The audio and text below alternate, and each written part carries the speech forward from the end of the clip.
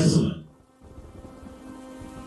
My name is Keen Decker, and I'm here to invite you to an evening not like most others. An evening where 4 streamers are pitted up against one another in hopes for fame and fortune. Will one streamer rise to the top and unlock fortunes like no other? Or will they all fall victim to the horrors of Marth's Dungeon?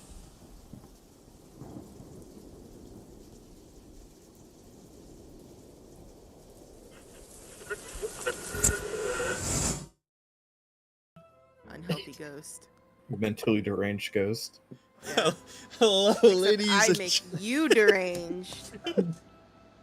Hello, ladies and gentlemen, and welcome back. Hold on, my camera. I couldn't fix my camera because it's a long explanation. Don't even worry about it. But we're gonna get it going now. Yes, it's working. Perfect. Hello, ladies and gentlemen, and welcome back to Marth's Dungeon. We had a pretty fun, exciting episode yesterday. Everybody has made their way into Vipint. You know, some had an easier approach into the walls than others, but you know what? Everybody's here, and everybody's doing just fine. We kind of last left off with Marth and Pivid going to enter Vinit Pang's manor, and Alice looked down Valrizzi just kind of chilling here at the beach, enjoying a nice day before... it's actually kind of like midday by now, so let me just kind of adjust that. Right around here. And Thames had a little incident with an oblong shard. And he's kind of laying on his stomach, unfortunately, inside his own smithy. It's very sad. But we are going to, you know, we are tired of the sad moments. We're gonna have some nice moments. So we're gonna start off with Alice, look down, and Valrizzi here, just at the little beach area. And like I said before, there are a couple people at this beach. There's like a couple here, just above you here, and just this one kind of lonesome guy just sitting at the beach by himself. These two have kind of just like inched away from you a little bit. As they see that Valrizzi is kind of like wearing a business suit. Look Down is also wearing like a business attire, as well as he has chains on himself with some very funny glasses on top of an eye patch. So they can kind of tell that you guys are not from around here, and they're just trying to take some safety precautions. How can they tell? I don't know. I don't know what it is. Maybe it'll just look a little bit different. And like I'm an average Toadmaster vendor. Valrizzi notices that these guys have kind of backed away from you all. And he just like stands up and looks over in their direction. He's like, "Hey, what's the big idea? We don't bite." And they Alice is gonna hit him in the shoulder. Jeez, Findle, chill. Ow. What is wrong with you? They're being rude. I mean, we're not dressed the same, so they obviously know we're not from here. Okay, well, I mean, I would understand that if I was, you know, a nudist at the beach here, but that's not the case. I'm just enjoying my day like these guys. Regular attire. Not compared to their regular attire. And he kind of just, like, sits down. He's like, yeah, whatever. And just kind of, like, dips, he takes, like, you know, make sure he has his socks off before he dips his feet into the water here, when it's nice and cool. I wave at the people. You wave at the guys, or sorry, you wave at these two here, the couple, and the guy kind of like puts his arm kind of just like to the side of his lover, and like looks back in your direction. He's like, "We're gonna have a problem here." We're just here to enjoy our nice time at the beach. Okay.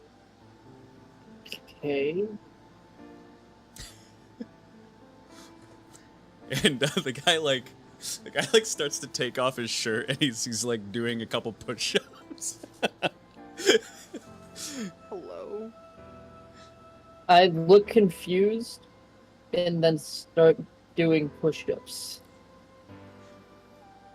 Yeah, you think you're a real man, huh? Huh? you wanna... You can see him like slowing down his push-ups a little bit.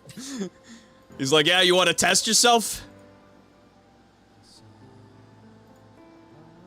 Yes.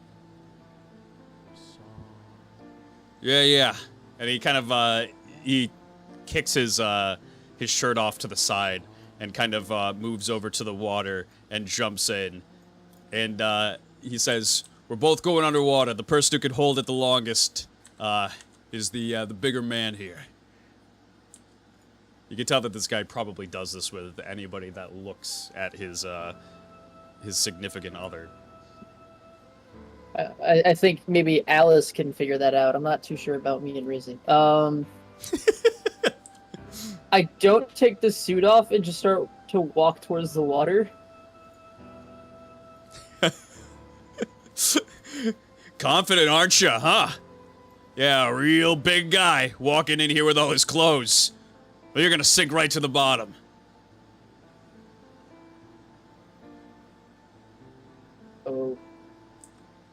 Okay. And he turns this way and he says, follow me. And he goes out to like the deeper end here. Fuck you guys for making me actually walk into there with my suit on.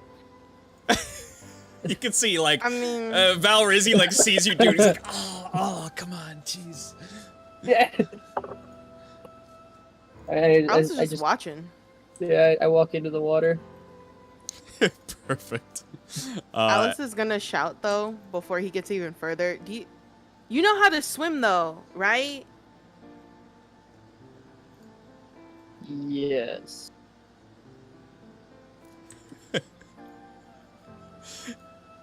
Alice is gonna get up and sit next to this guy's girl.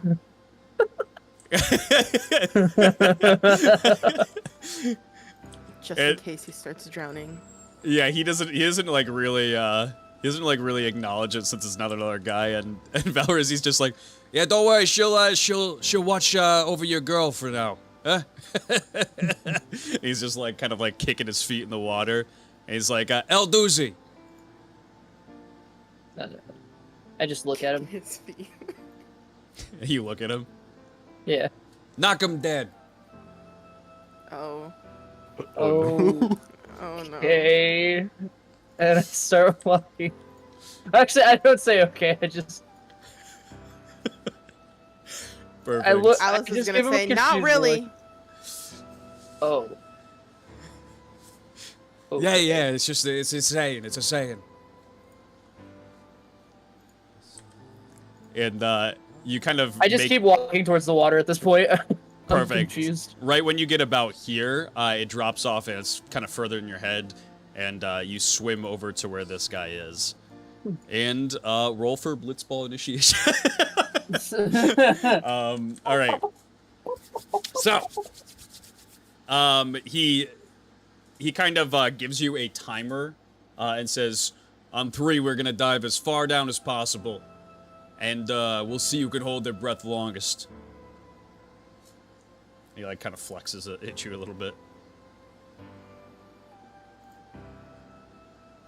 I just stare at him. And he goes 1, 2, 3, and it takes a dive into the water here. I hold my breath and go under. Okay, so perfect. This is how this is gonna work. Okay. You are both down here for a minute together, okay? And after this minute, I'm going to have you roll. How this is going to work is you're going to roll a flat die and add your con modifier to it. And you just need to make a 10 on every check. After each try, your con modifier goes down by 1. Okay. So I'm gonna roll for this guy here. I fail. What? How? Because I rolled a 4. That's how. Oh no. This guy succeeds with an 11. He actually doesn't have any con to add to it. So you take your dive and you're down here for about a minute, and you start to you just didn't take a deep enough breath. Look down as you kind of go down here, and you start to choke a little bit. What do you do? I stay. Okay. You're acting like I've never been waterboarded or some shit. Like, I think I'll be fine. Okay, perfect. So he succeeds his first one. He notices that you're kind of choking a little bit already, and he kind of just gives like a smirk. So how this works is, actually, let me just look at it really quick.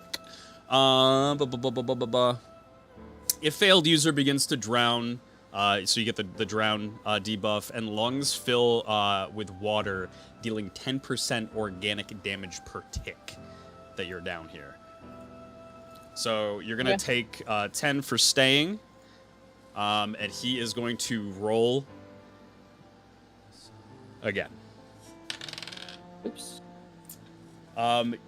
He starts to fail with a 6. Do I roll again or no? No. So you're starting to take damage down here.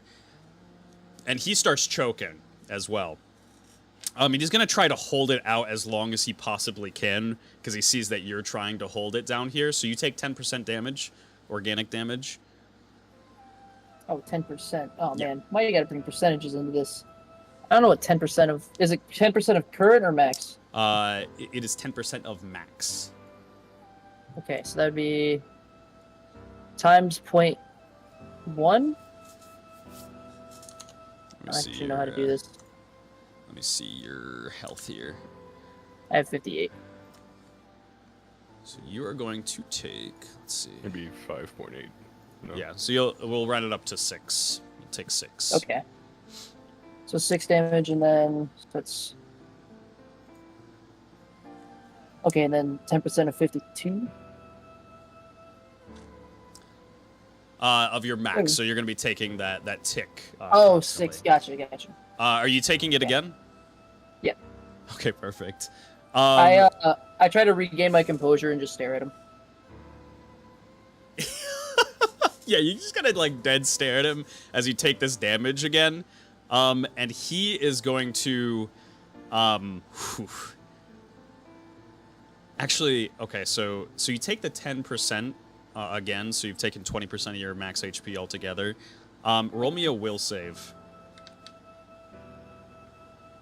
Why? Yep. I got a -3 on that, so that's a 6. Okay.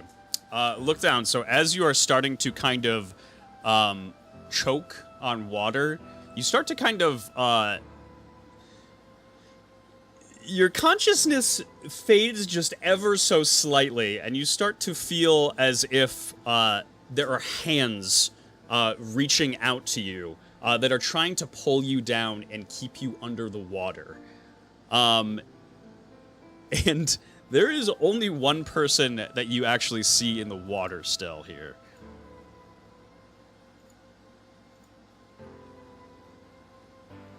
What the fuck? Start to swing at the hands.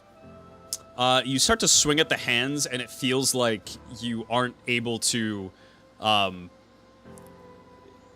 no matter how much you kind of try to swing at the hands that are just kind of grabbing onto you, that are just kind of there, you're still just being pushed down into the water. And this guy notices that you're starting to freak out, and he tries to, like, point up to the top of the water, and he swims over to you. And he is going to... Mm-hmm. I would say if he starts swimming towards me, I'm gonna swim towards him and try to lift him up. Perfect. So you're going to reach out to him first to grab him? Yeah. I'm basically gonna start swimming towards him and then, like, put my shoulder kind of into his chest and just keep swimming upwards with him. Perfect. You start to do this and start swimming upwards with him. Give me a strength check. Not using that fucking die. Cocked. 11. Let's see. Give me 1 second here. I got you. So, don't worry, guys. It's gonna be another can't roll above a 10 kind of night. I'll get a dice tray. That'll help my rolls, mate. No, I rolled a 9. I thought you said you got an 11. I did, but I rolled a 9. The forbidden combination. I'm gonna have him roll a strength check as well here. He rolls a 19. Okay, so you start kind of because you're drowning and you're trying to perform an action called struggle, where you push yourself to the top. Okay, but it seems that like you are starting to. You're just your mind's all over the place. It feels like someone is trying to drag you down and drown you. And as you kind of try to push this guy up to the top, it seems that, yeah, you're just being restrained. So this guy is going to grab a hold of you and start to pull you up while he is also drowning here and suffocating. You're both going to take another 10% and roll for me one more time a will saving throw. Okay. You didn't even roll. You landed and just stuck there. You son of a bitch. That's a 5. Look down. You impulsively grab a hold of this man as you start to feel like you're losing control of your body. The hands feel like they're gripping you harder and harder and trying to pull you underwater. Give me another strength check and do it at advantage. Oh man, I can't wait for this one to be the one that I actually get right. Oh my. That's an 8. I'm sorry, 7. After the advantage. Uh-huh. Okay. Was a 2 and a 5. You go to attempt to grab this man and push him down as he's bringing you up, and you don't manage to do so. He comes up to the top first here.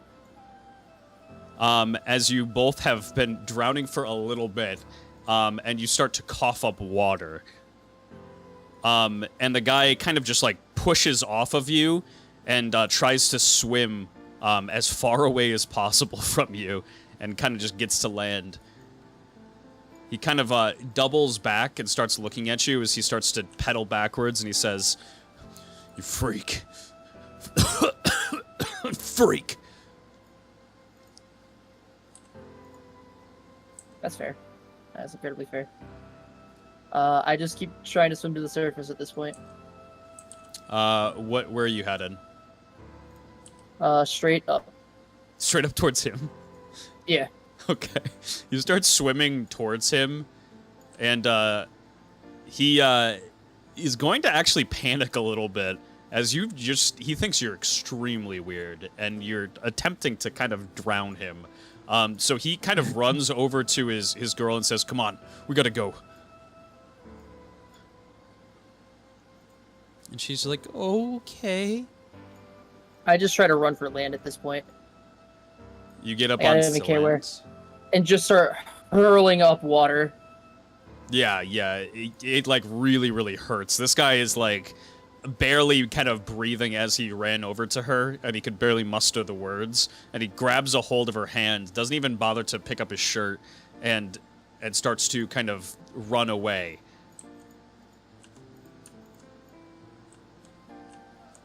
And they head back towards their house.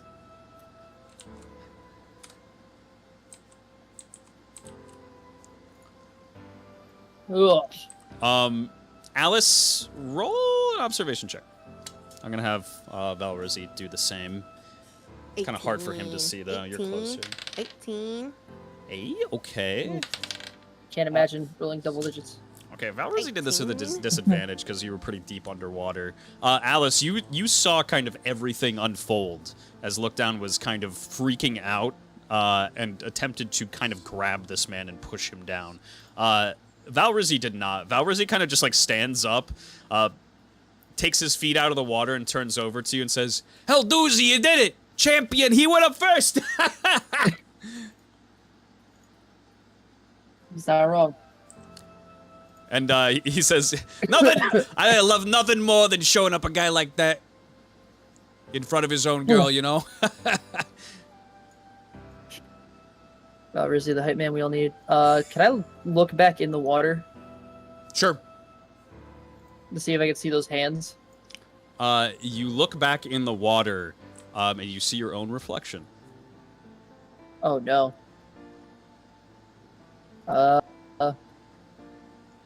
I just kind of get lost staring at it.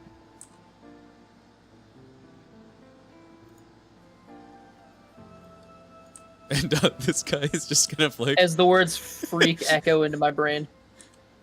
This guy just goes over here, like under the tree. I'll put him on the bottom here. He like goes under the tree and tries to like hide and starts eating a sandwich.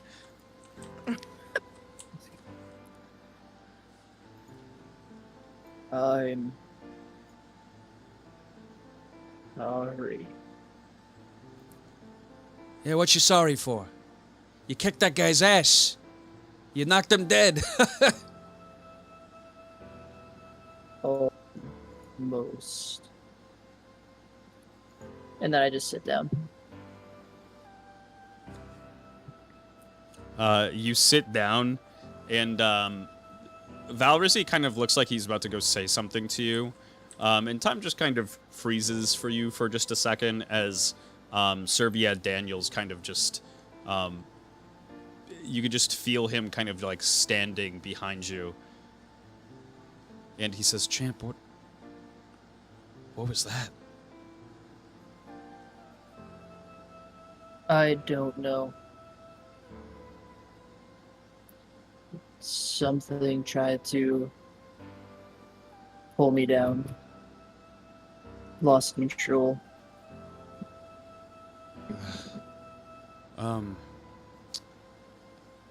Champ, you don't happen to remember when you were a bit younger, do you? No.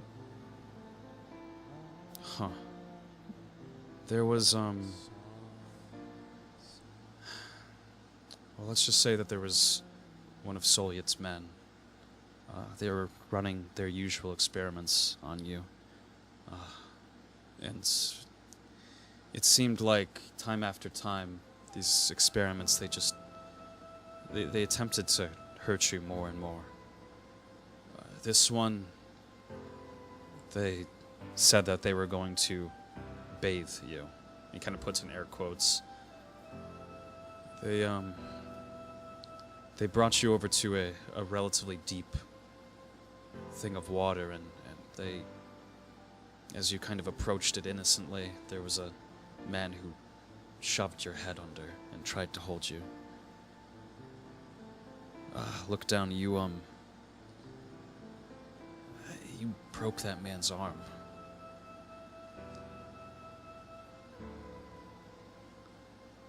You don't remember?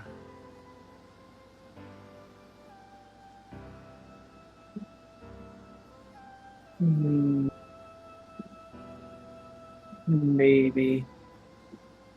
That man never came back to the castle again. He attempted to leave, and I think something happened to him. I saw hands down there. Huh.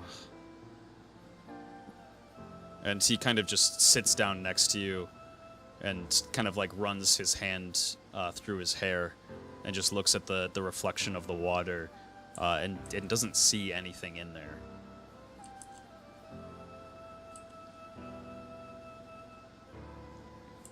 And as... Lost control again. Yeah, I don't know what to do about that. What else do you remember? quite a few things. Well, I do remember, and he kind of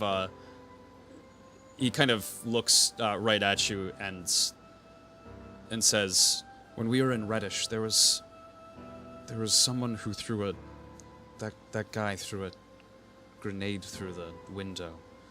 He started to gas you. I vaguely remember when you were a child, still very, very young. They tried the same type of thing to you. They tried to gas you. They put you in a chamber, and you looked like you were struggling. You couldn't breathe. It seemed like you were realistically going to die. But at the last second, the men decided to stop. They took one look at you and, well, they changed their mind.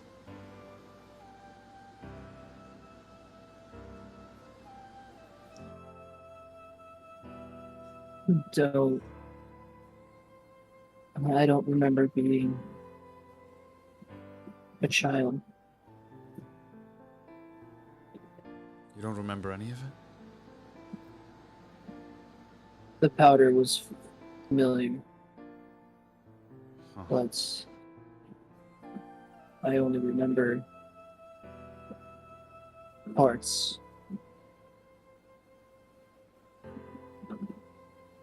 And like Serviad just like really, he doesn't know exactly what to say in the fact that like he can't do anything to help you. He just feels awful. So he's just kind of like sitting there. The only thing he can do is kind of retrace a couple of things for you and just recollect a little bit and give it back to you. But he does... Oh, go ahead. No, just... if it reaches the end, I just say... I sit with my knees up towards my head and my arms wrapped around my knees and just say, I thought I liked water. And then drop my head in between my knees. And Serviad disappears, and time kind of resumes itself, and Val Rizzi waves over to you. He says, Elduzi, come on! We gotta celebrate. Oh my god, we should find a restaurant. We should go get some food. Alice is gonna get up and then just look down.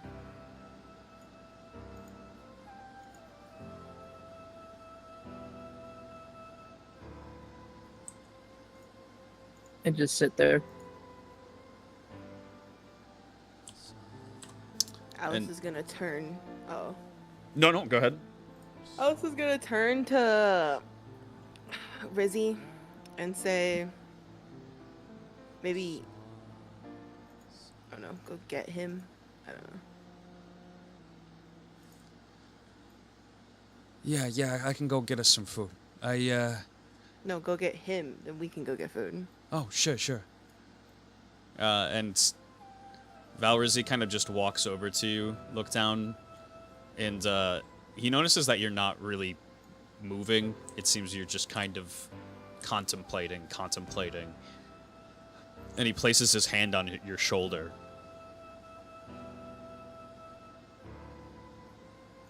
I lift my head up. Elduzi, you want to get some food? We can get out of here. You seem pretty down. Is there something I said? No.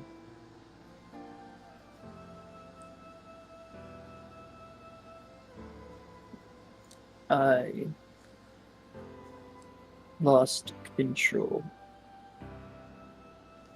Yeah, I mean, you started drowning down there, but you held it together pretty well. No.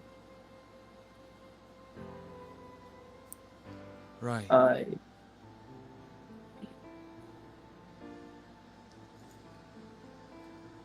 And look down, just starts hyperventilating. Jeez. Listen, Elduzi, it's okay. Do you need to talk about something? I don't know.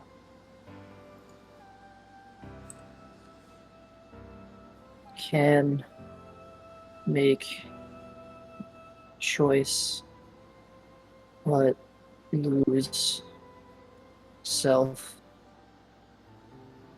Want to stop.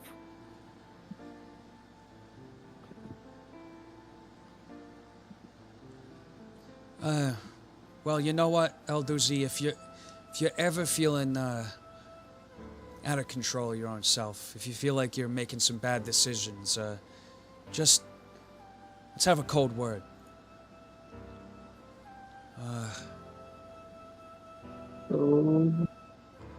Word.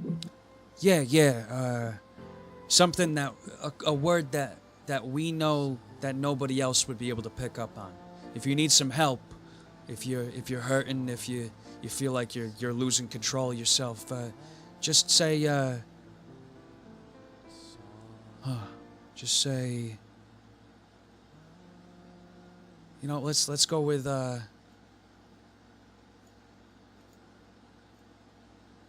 let's go with LD. LD. LD. That way I know that I need to help you. 'Cause you know, I care about you. I care too.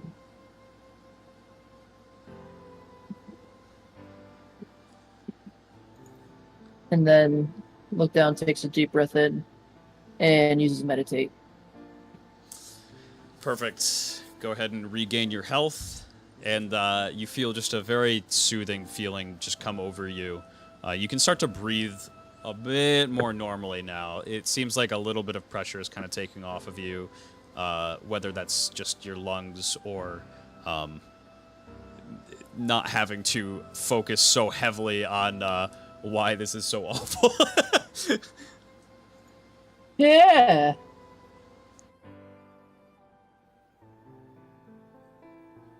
Oh, it's probably back to full HP. Perfect. Is there fish in this pond? Yeah. Alice is throwing rocks at fish. Beautiful. Oh my god. And I also yeah. want it to be known that Alice was low-key flirting with that guy's girl. That entire time. We're here for it. Oh god. Roll me a seduction check, actually, just a post seduction check. Ooh, 15. Okay. I always mean, get useless high rolls. the after the fact high rolls. I wish I got high ones. You know, like that girl has been in probably a very bad toxic relationship for a very long time, so having somebody just kind of being nice to her and hanging out around her and paying attention to her not in a very toxic way was really nice for her. And she feels better kind of leaving than she did originally when she was there, so. It's Shocker. the Alice charm. It's the Alice charm. She got it. And you meditate, you kind of just wait a little while here. Would you like to do anything else at the moment, or you would like to relax and just kind of enjoy yourselves and have a nice little calm experience? Actually, one thing I will have you do for me, some time is going to pass, just a little bit of time as you're waiting here. This fucking guy. Give me an observation check. Look down, it's up to you whether you roll this or not. How long after my meditate is it? It's probably about like 15 minutes after you meditate. Okay, I'll roll it. What's Valerie's Got a mark? 17. Nice. And I'll wait for look down. 7. So, off in the distance, look down. You're still kind of just recouping from your meditation a little bit. You're just calming yourself down. Val Rizzi as well as Alice see above the walls, just kind of off in the distance over here, towering over the wall itself, a gigantic castle. One that you most certainly recognize, Alice. Alice is gonna sigh immediately, really loud, right at the sight of it. Holy Can't imagine moly. why. Who parked a giant castle outside the walls? How did that even get here? I'm guessing at this point I notice. Yeah. I just look over at it and say, "Oh, What? Huh? What do you mean, home? You got a castle that follows you? yeah, it's called Marth's Moving Castle. Haven't you heard of it?" Alice is gonna walk over to them. Over to the cast, or over to these guys? Yeah, over to Okay, No, okay, to the guy gotcha. with the sandwich. She's gonna walk over there. It's just chilling, eating his sandwich, hiding from Can I everybody. have a bite of your sandwich? No. Mart's moving mansion, Triple M. I want your sandwich. Give me a little bite of the sandwich. Fendel, you recognize that place too? Yeah. But why are they here? What do you mean what? How does... You know, I like to pride myself on not knowing anything, but, you know, sometimes it really sucks. If you could just fill me in. You know my last mission where I left Reddish? Yeah. That's where I went, to that castle. Okay, and, Though it wasn't moving when I got there and found the place. Huh. Okay, what's making the castle move?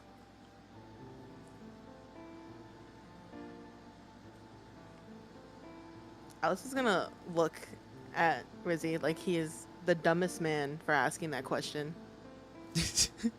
No, seriously, what's so odd about that question?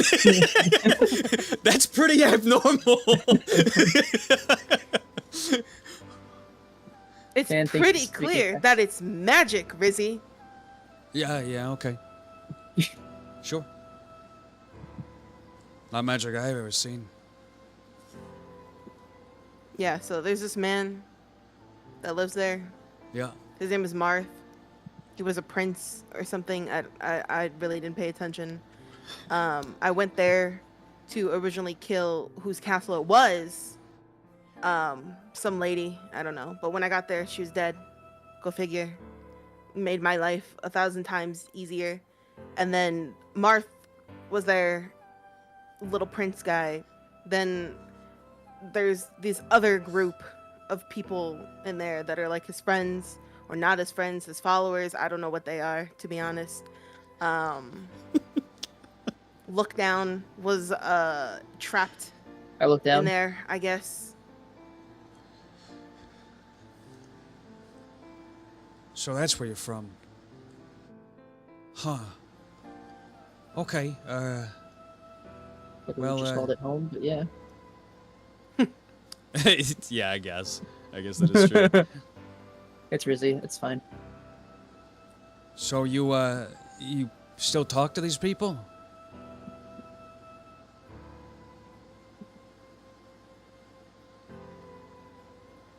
I kind of shrug.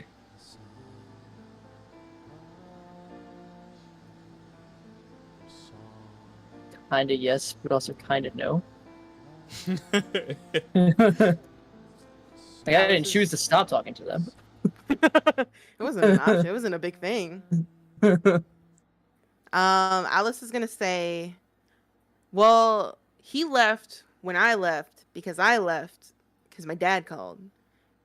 And I also left because Marth was screaming at me about something. I don't know. I broke a window that was important to him or something like that. It's just a window. He acts like I killed somebody.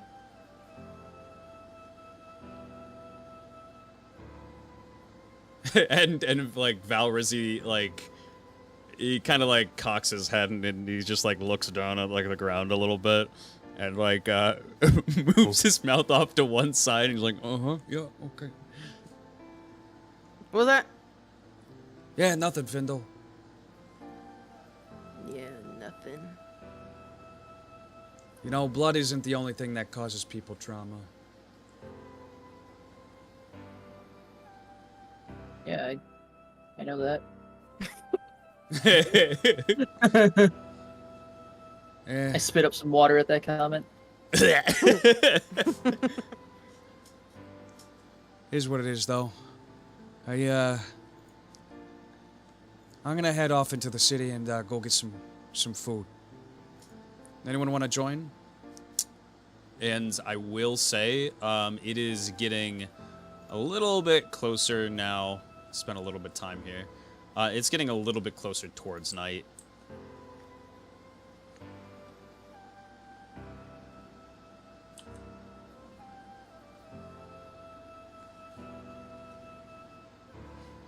I mean, I just kind of stand up at this point. Look at Alice. Alice is gonna be looking at the castle, and then looking in the sky, and then looking around, noticing how dark it's getting. I do a little spinneroo. Just And a little then twirl. just a little twirl, just a simple little twirl, little Alice twirl. Just turn into a Beyblade. And then Alice is gonna look at Rizzy and say, "Well, I have to go off and meet who I was supposed to soon. So I don't know. You could take him if you want to. Though I'm also curious on why they're here." And she's gonna look back at the castle. And Valrizzi looks over to you, look down, he's like, Well, what do you think? You get some food at the castle? It is your castle, after all. Damn right. Can show. can't show what, sorry. Home. Can't show home. Yeah, I okay.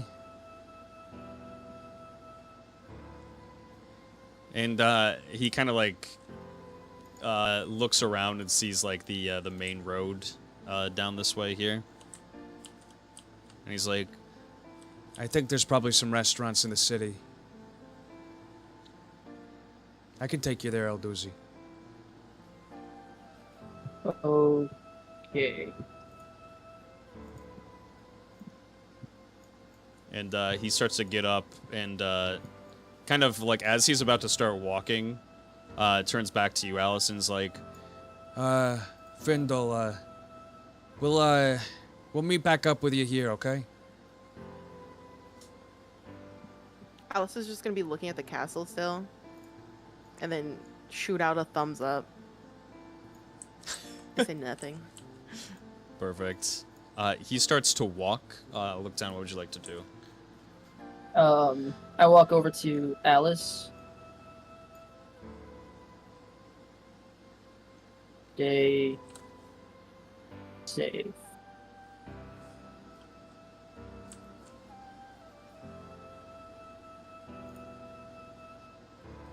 Alice is gonna turn around.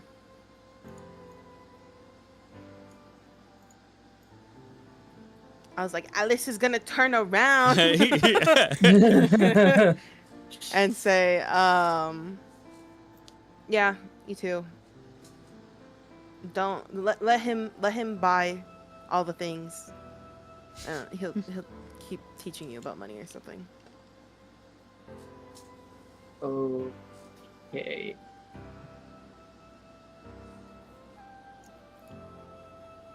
And then I'll slowly walk off after. Sir Risenstein. The Rizzler. Yes, it's clear Alice doesn't want me. Feels bad, man. Feels depressing, man. And you two, after a while, kind of hit the main road, and you start to head into the larger portion of the city itself. Zoop. And Alice, what would you like to do? Throw one more rock at a fish. Look at the castle. And say, I really hope I don't run into you. And then start walking upwards. Perfect. Okay. I don't know if that's directed towards Max or not.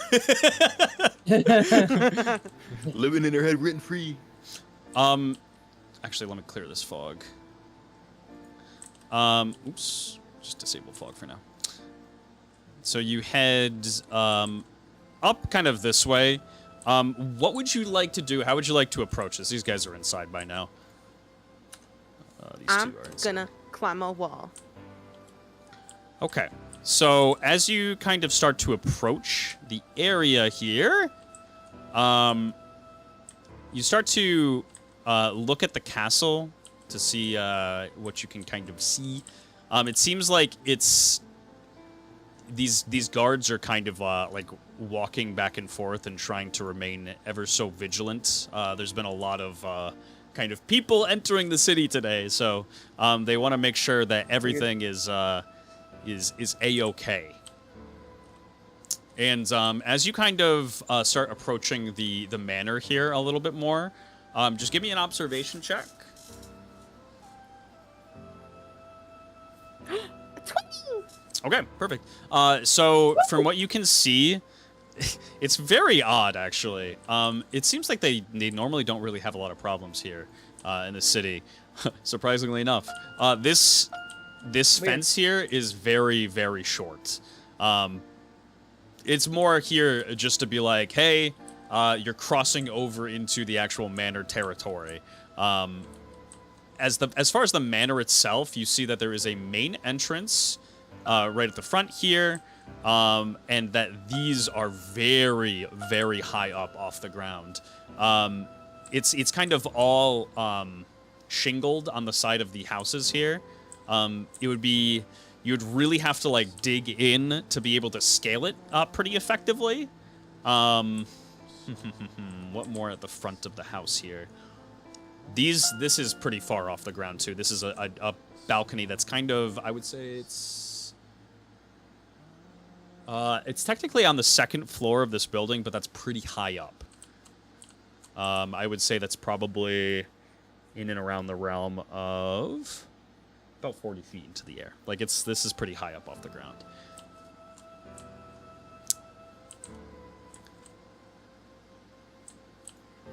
Well,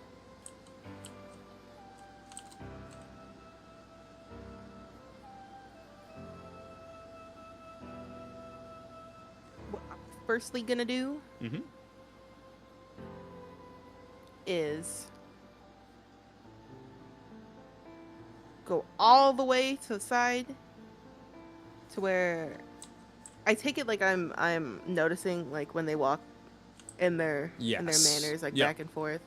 So I'm gonna try to go all the way to the side and just hop the little fence. Give me a stealth check. I'm gonna give these guys an observation check. I'm gonna wait. You're gonna wait until this one's kind of turned around. Yeah. So he kind of just like turns, and you start to make your way. Then I'm gonna give him an observation. I got 12. Okay. These things have pretty good observations. Is this the Oh no. It's a lie. No, they don't. sneak around the side of this tree? Out of the corner of his eye, he kind of spots you, and like heads over to this post, and just continues to watch you. I'm gonna be looking down and feeling around on the ground. And he kind of continues to watch you as you're just kind of aimlessly like touching the ground here. It seems that they are very, very, very protective. So like, because you're just in this proximity, he will not kind of just leave you alone. What's around me on the ground? Around you on the ground is first and foremost, it's a very like sandy, grassy patch that you're kind of feeling around in. So there's just kind of oddball little stones and rocks just collected in the sand itself, and a couple of bugs. I'm gonna pick up a rock. Okay. You pick up a rock. And then I'm gonna pick up another rock. Pick up another rock. And it seems he's just like kind of inching and just like clutching his weapon.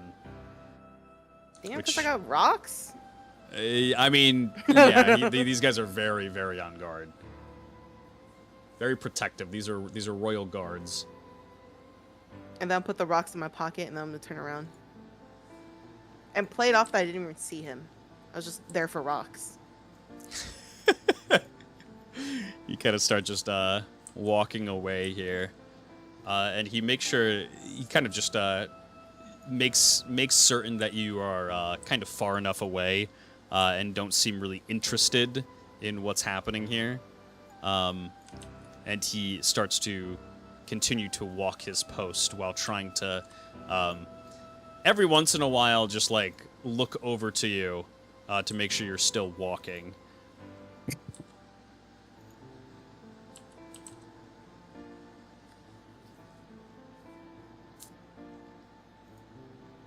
And as you start kind of walking away here, a woman kind of peers around from the outside of the house and looks over to you, Alice, and just kind of starts watching you. I'm gonna walk towards her. You start kind of walking over to her, and once you're kind of close enough, you notice that she kind of comes to you more, making sure that the guards aren't watching, and she kind of gives you like one of those nods, like those head nods to follow her around the corner. I'm scared. I follow her.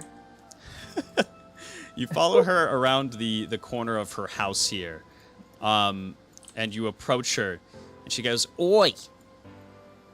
The name's Melanie. Melanie Durang. Pleasure to meet ya. I'm one of the twin regents of the region. Soon to be twin regal."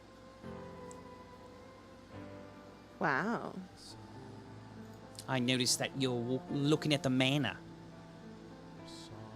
Well, I was looking at the rocks by the manor. And the manor has a lot of rocks. You know, I haven't seen you around town. Well, you know, I follow the rocks. Just the rocks, huh? Eh, too bad. Why is that too bad? Well, I ran into the lucky little lotto we have for Twin Regal. I am currently next in line to be one of the twin regals of the region.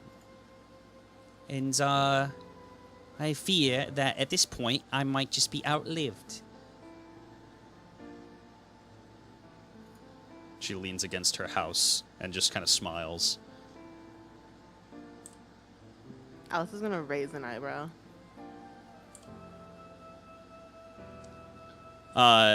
And she's just like, yeah, it's too bad that you just wanted to go rock hunting now, and not maybe a different sort. It seems like she's had this conversation with some other people.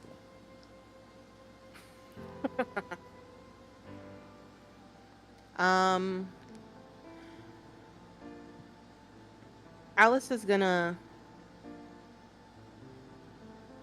touch the ground, looking for more rocks, and say, well, other sort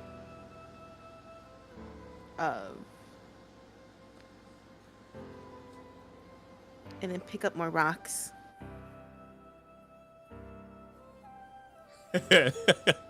We have a lot of rocks. Yeah. A lot of rocks.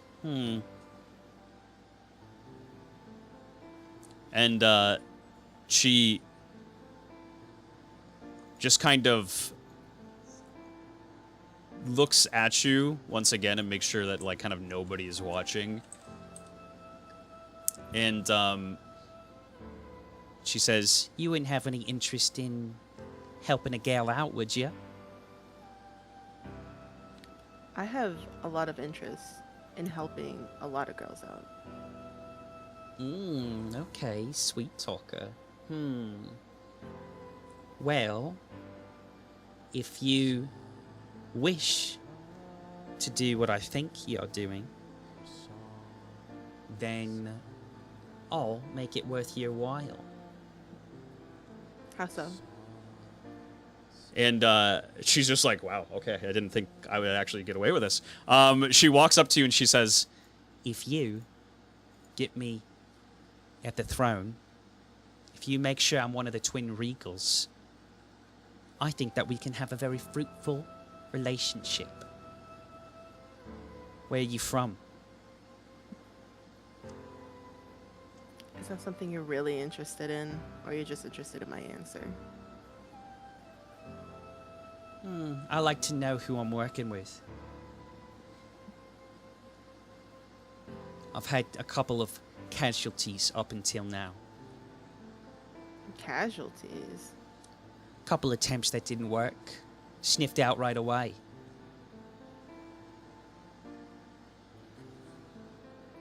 I'll just say, it sounds like your interests really align with mine. And I'm more about reaching my goals. And if that helps you reach yours, then that's all there is to it for me. roll persuasion check. Please take all the bad rolls that I have and turn them into good ones. And the one, the good ones? Persuasion? Oh my god, I just blanked out on math for adding. You're good. I was all feel like, that. oh, okay. I took away 2. 17. Oh, I was like, oh my god, 13. You know, I like to cuddle your jib. You know what? I think you're right. I think that the two of us can get along together. It's a pleasure doing business with you. And she reaches her hand out. And says, I can get you in there just fine. Alice is gonna put a rock in it. Put a rock in her hand. Damn, okay. Yeah. She takes the rock and just kind of like sticks it in her pocket. And she says, I'll get their attention.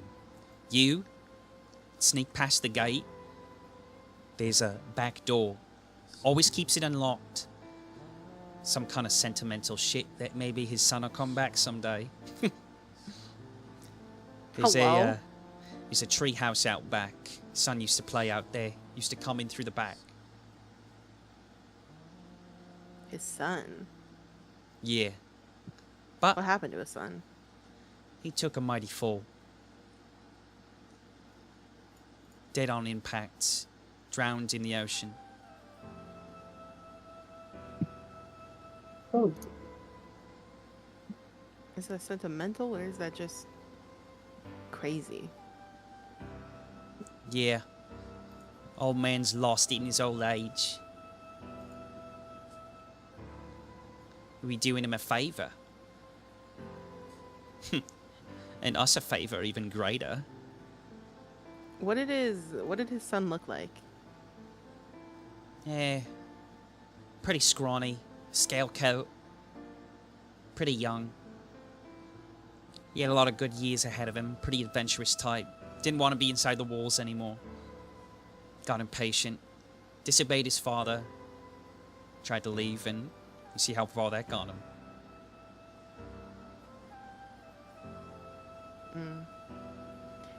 Yeah, I've had my run-ins with people leaving before they're good and ready.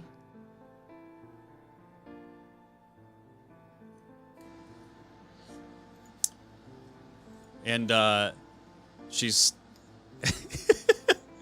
she doesn't really know how to be like accommodating to anybody other than realistically herself and other people that share interests with her. So she's just like, she quickly changes the topic. It says, All right. I'll get the guard's attention. You sneak out back. Once you get in the back door, there's a ventilation system that you can go through. Sneak you right up to his room. All right. Thank you, I guess. And Alice is going to put her hand out for a handshake. and she goes to shake your hand. Alice is going to pull her hand in, reach in her pocket, take the rock back. Hey, what are you doing? I want my rock back. I changed my mind about the rock. Whatever, okay. You really aren't around from here, are you?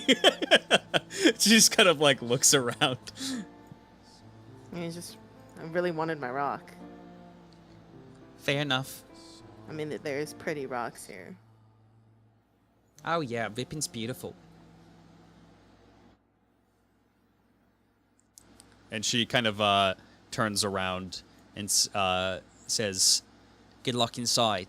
I'll try to make as big of a bang as possible out here. Alice is just going to say, yep, and turn and walk. all right, you get into position over here. And the guards are currently kind of making their rounds. You try not to get like too close at the moment, as they're just kind of still trying to patrol, keeping an eye on everything. Melanie kind of goes and picks up one of these balls, and let me just bring it on top. There we go. And oops. She is going to come over here to the path and start walking closer to the gate with the ball in her hands. And she is going to roll it down the center of the gate here. And this guard, like, sees her do this. And it seems like she's just very, very mischievous. She seems to do a lot of these types of things. This guard kind of motions to the other one to go take care of her, and he runs kind of after her as she kind of goes back to her house and locks the door behind her. The guard kind of starts knocking at her door, and she does not open it for him. This guard is going to attempt to do kind of double time and make sure that he's covering the entire area now. Oh boy, here I go. Alice is gonna walk. Okay, Trot. perfect. Roll me a stealth check. Please. This guy has a lot to 19. focus on. Let's see. You know what? Yep, he rolls a 1, so that is an 8 altogether, I think. Yep. So you kind of successfully start stealthing as he is starting to walk this way. He keeps, like, looking over to her apartment as this guy is starting to, like, break in the door.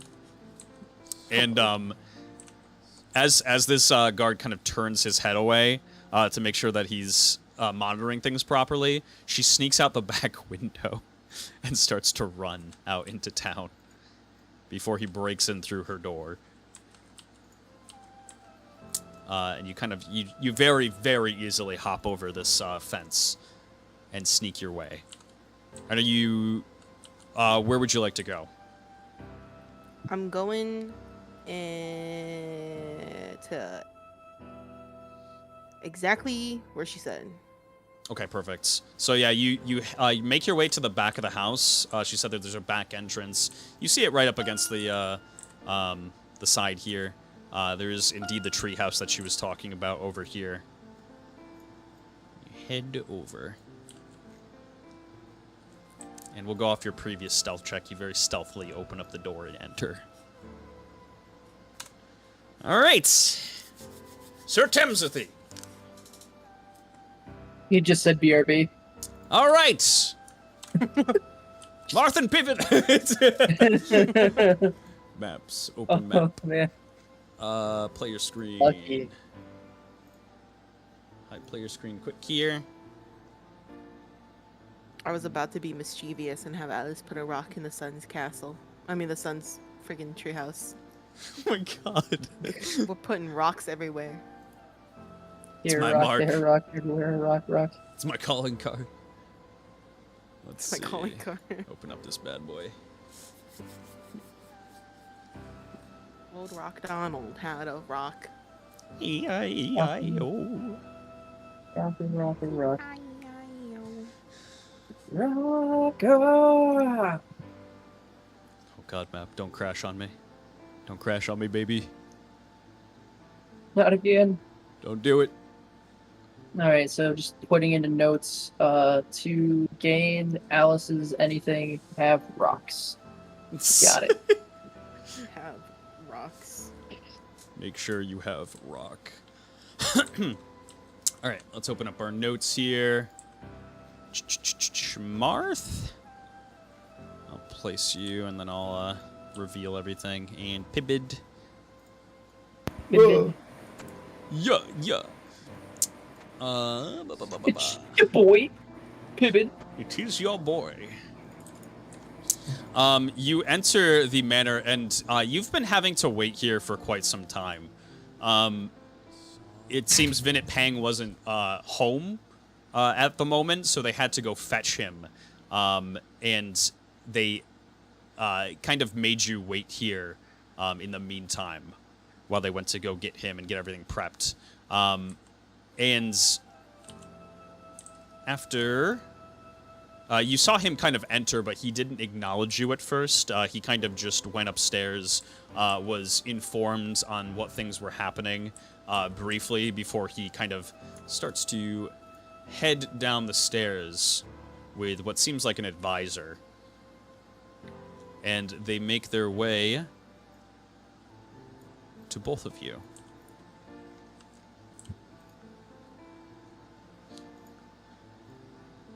And this advisor, he's kind of just like eyeing both of you over, and seems very, very just innately distrustful of everything that you're doing, whether it's barely innocent or not. And he's just like staying close to Vinit Pang. And Vinit Pang kind of nods to the two royal guards here, and they back away just a little bit, and they let you through. Follow me. I will say the entire time the advisor is eyeing Pivot and Marth. Pivot's doing the same to the two of them. Let's go! Yeah, boy! And then he lets Marth take the lead. Yep. Vinit Pang just kind of like briefly looks at you and says, Follow me, gentlemen. and you see him just very, he seems very rickety, pretty fragile, and he starts to head upstairs. And Marth starts to kind of just take the lead. You follow behind him. As you kind of look in the manor here, actually just give me an observation check, I guess. I'll have both of you. Well, I'll just have you do it. Okay. I'm sorry, look down. Another nat 20. Let's go! Eagle eyes! I will take the L if that means that you people get to do stuff, because holy shit. At least you're doing something important. The Keep third that. perception check in a row that's been a nat 20. That's amazing. Damn. So yeah, as you kind of have been looking around this place, you've had a lot of time to just look it over. You see over here that there's a fireplace. There's a couple of guards here from the wall themselves. It seems like they're relatively short-staffed these days. There's just like a little ballroom area over here, and a couple of rooms that you can't really see. But in the center, you do see a shrine that is dedicated to Taladus, the human god of dragons. And I suppose that's, yeah, it's just like a bar over there. And you all kind of head upstairs here. Oh yeah, up one more time. I forgot. It's multiple levels here. You head up the stairs. And Vinit Pang kind of looks over to his men who are kind of anxiously awaiting for you to come upstairs here. And they're like kind of like eagerly looking to prove themselves, so they kind of they're eyeing you over, and they get closer, and Vinit Pang says, You can leave him here. The two of us will have a conversation with one another.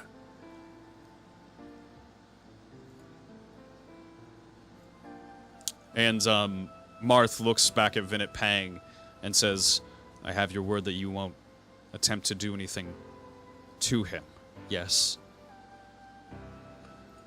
You have my word with certainty.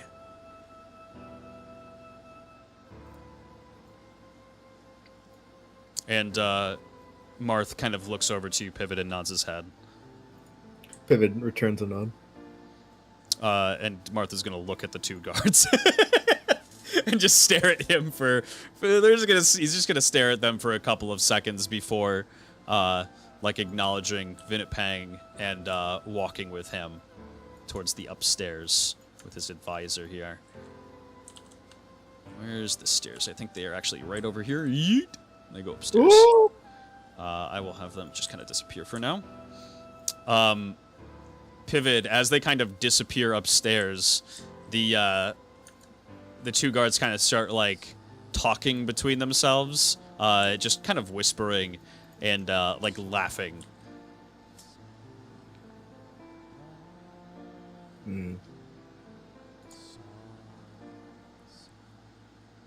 Pivot's just gonna take one tile down and lean against the wall. Just kind of watching these two guards. This one kind of, he's a little bit louder than the scale coat. He's just like, Oh, he brought a fell goblin with him. Couldn't find enough men, he had to bring one of his slaves. Pivot says nothing. and this one here, he kind of just like laughs to himself too. He thinks that's extremely funny for some reason, and then looks over to you, Pivot, and says, Oh, well. How about we have ourselves a little time together while we, a good time together while we're waiting for the big bosses, the big wigs to talk, huh? And what would that be? We'll play ball. and this one here kind of laughs to himself. He's like, oh, he's real good, you know. No one's beaten him before.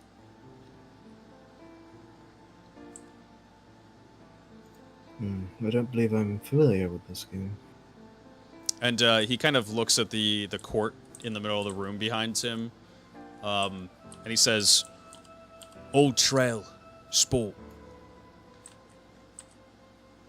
and he kind of like looks over to the clubs here on the ground. There's quite a few clubs as well as 8 balls, and he looks back over to you and says, Each player gets 8 balls. And the way the sport works is you choose a lane to hit it down. And if you hit it right to the pipe at the end, it'll make a ding. If it falls back, you, or rather I should say, if you choose, say, like the 9 here, and you hit it down the lane, if you hit the peg at the end, it'll give you 9 points. But if you overshoot it and it falls back, you lose that many points. Ah, I see. Highest score at the end wins.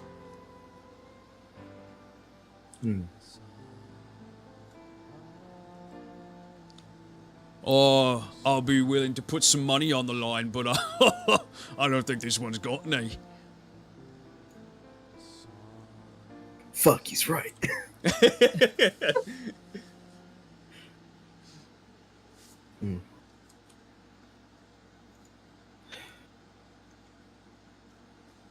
Well, what's the harm in the game? Kill time. The fell goblin's eager to play with us. And Well, this, if you certainly would rather play amongst yourselves, I can simply wait. and this one here, the dumb one, kind of just was like, no. We already know what that outcome is. I've never beaten him before. Not that I think that you stand any better chance. But a new sport's always good to see in the house. Very well then. Let's play. This one kind of stands up against the wall here, and he heads over to grab a club. And Pivot, how this game works is, yeah, you choose a lane to hit it down. If you hit the peg at the end, you get that many points. If you don't reach it in general, you don't get any points. So you want to make sure you at least hit the peg. It goes off of, there's a couple of different ways you can hit it. You can hit it softly. It'll be a -3 to your roll. You can hit it normally, which is a 0, or you can hit it hard for a +3. And this goes off of a flat roll plus your your strength modifier. Oh, okay. Yeah. I'm really great at that one. I believe. I mean, actually, you're not in a terrible spot, if I'm gonna be honest, because if you hit it hard, like maybe this guy I have is a decent strength, -2 I to think. strength, so Let's see. hit it hard is just a +1. What? Hit it hard's a +3. Yeah, so then it would be a +1 for me on the roll. Let's see. What's this guy got? Oh, he's got a +4 for strength. Wait, no, it's Yeah. it is... The scale code, no? Yeah, it's the scale code. Okay, so yeah, it's a +4. He picks up a club, puts it in his hands, and he says, I'll let you go first. What rolls it? D20? yep, D20, plus or minus that strength mod, and then it just depends on how you want to hit it. So overshoot, lose points. Undershoot, no change. Undershoot, no points, yeah. You want to at least hit the peg. But if you overshoot, you'll start losing points? Or... Yep, based on how many 5 tiles it goes back. Okay. Let's see. Pivot will pick up a club as well. Okay, perfect. And you have 4 to... I think the furthest one is 12. Yeah. Yeah. We'll start middle of the road, I guess. We'll start with 10. Start 10, perfect. Pick up an orb. Orby. And how would you like to hit it, I guess, first? How do you want to do this? I'll hit it hard first. It'll be at a +1 for my roll. Okay. Oh god. That's a 6. Shit. Okay, so you hit it kind of as hard as you can, but you're still getting used to the sport, obviously. 3, 4, 5... Oops, 1, 2, 3, 4, 5, 6. Yeah, you hit it right in the middle here. And the guy just kind of, like, looks over to his friends and, like, smiles. Well, seems like this will be an easy one for me. And he kind of is looking to show off right away, so he goes over to the 12. And he is going to... he's going to hit it normally. So he's going to have a +4 to his roll. Okay. Oh shit. Okay, so it was +4, a 12. He rolls a 9. So he hits a 13 altogether. So he hits it pretty far down. He seems like he's almost right there. Hits the peg, and it rolls back 1 square. So he has 11 points. And he's like, hey, I'm just warming up. Yeah. Of course. Oh, okay. So as long as you hit it, you still earn points. Yep. Okay, Yeah, I was that's under right, the impression it was you hit it and roll back, you start losing points. You do start losing points as it It's rolls losing back. points just on the one. earned, not losing points to your total. Oh, yes, sorry.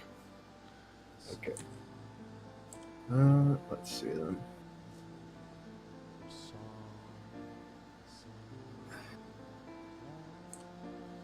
Let's go with 7. Perfect. So we go to the 7. Where's that bad boy over here? Take a ball. How hard would you like to hit it? I'll hit it hard. Okay. Let's see.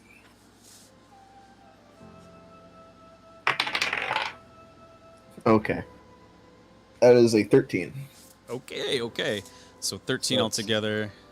It'll roll back 6, actually. Right? Yeah. Correct. So you hit it nice and hard, and it goes 0, ting, and like all the way back to the start here. And you earn 1 point. It's the 6 off. 1 point. Mark that bad boy. Beat this guy's ass. I did. Annihilate him. Beat this Like, racist ass, please. I mean, seeing as how it's going, it's probably not likely, but you know, if he does something, he'll regret it.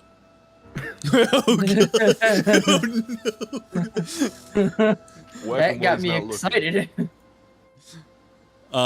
He heads over to the 11 here. And he's going to hit it normally, gets the +4 to his roll. He rolls actually an 11 on the die. He rolls a 7. He hits this thing kind of perfectly and just ding, like very, very at the end, softly touches it. And hits himself for 11 points here. Oh, very nice. Yeah. I used to play this, quite some time in my day. Instead of growing up and being a professional player, I thought I'd serve my country, though. And he just kind of like pumps his chest. Well, if it's a country sport, you certainly could have made a living off of it. Yeah, surely, but it makes me feel good that at the end of the day, that Vinny Pang is okay. He's regal. He seems to be getting on in his years. In his years, it seems. Let's see, he's picking up another ball. Yep. Pick up another ball here. And he says, Yeah, he's starting to get up there in age. I fear for the one who takes over his place. She's a rascal. Oh, is that already decided? Yeah. We changed over to a new system. We we elect others by a lottery system. It picks someone. Oh, And they go by a saying that if they don't want to be in the regal position, that they're probably suited to fit the regal position more than the other ones that want it anyway, so... I see.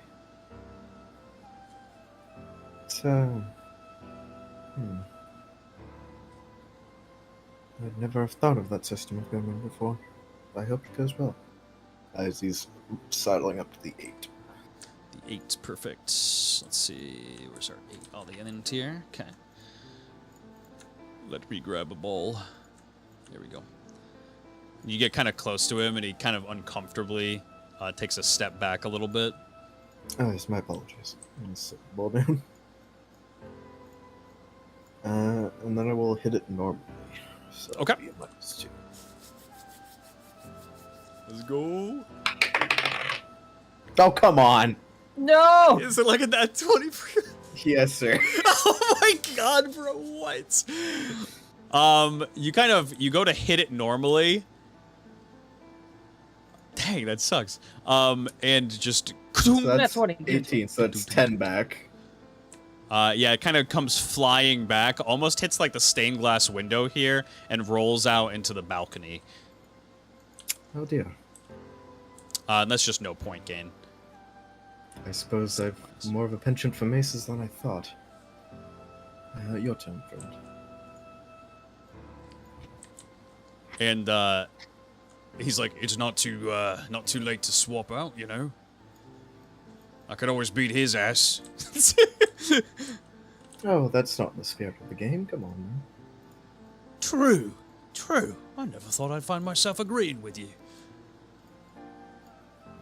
Grabs a ball, and he kind of looks down the lanes, and he lines up with the 6 here. Oops, lines That's up a with the 6 here. 12, sir. Yeet! Sorry, I was getting blocked by the notes. He is going to try to hit it softly, so a -3, so it's going to be a +1 altogether. He hits a 19. He just miscalculates as his friend over here just sneezes. And he hits the ball, and it goes dun dun dun dun dun, and actually hits the stained glass window, and he kind of gives him a jump. He's like, oh shit, shit, shit, shit. It doesn't break it, but kind of just rolls back. Is it damaged? I hope not. Oh, no, no, no, no, no. And he kind of like kneels down and like spits on it and like tries to like wipe it off. He's like, no, no, no one will notice. Oh, that's good. That's good.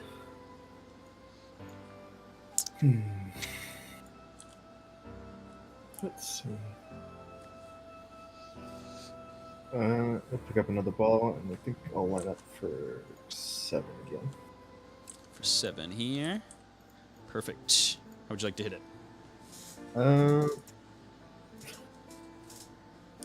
Feel like any decision I make here is gonna be wrong. Let's hit it softly at -5. Fuck Okay. it. Hitting it softly. So that's a 13 again. 13 altogether. Oh shit. Okay. Yeah. So same as the other ball's position. Yep. Just kind of tunk. Just kind of That's- bonks the other ball. +1. +1. He is going to try to align himself with one of these if it hits back, as if to not hurt the stained glass windows. And so he's gonna go to the 8th.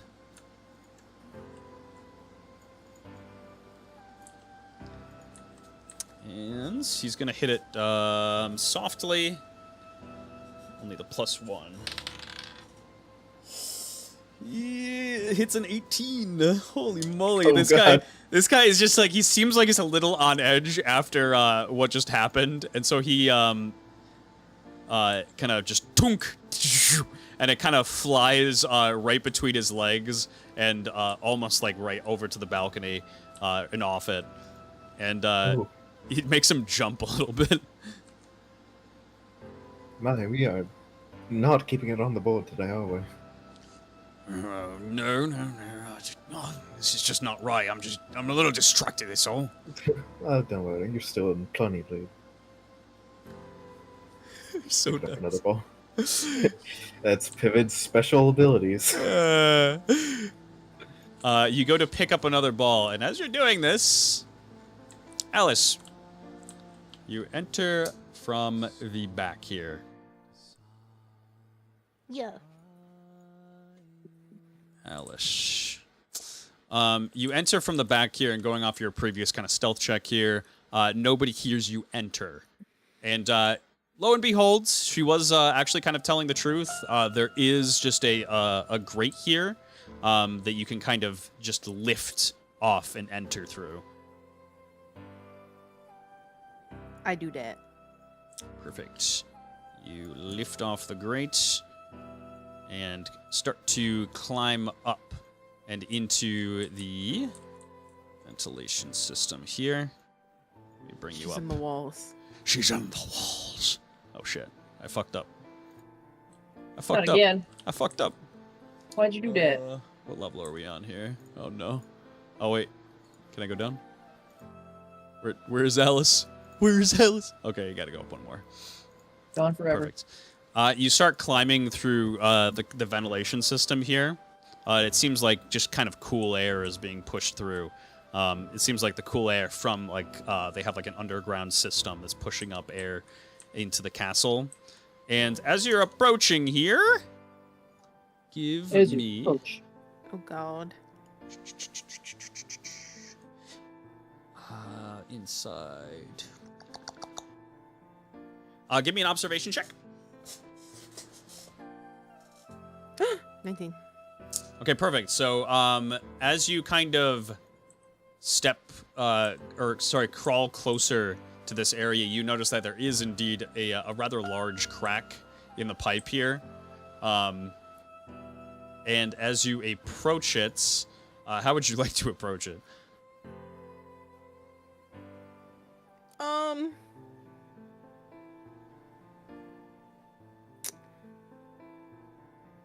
I'm gonna go from the side that isn't cracked and just try to lean over as far as I can. And then kind of place your hands on the other side if you can. Yeah. Yeah, I would say you're pretty much just long enough to kind of do that. And give me just a dexterity check. 16. Perfect.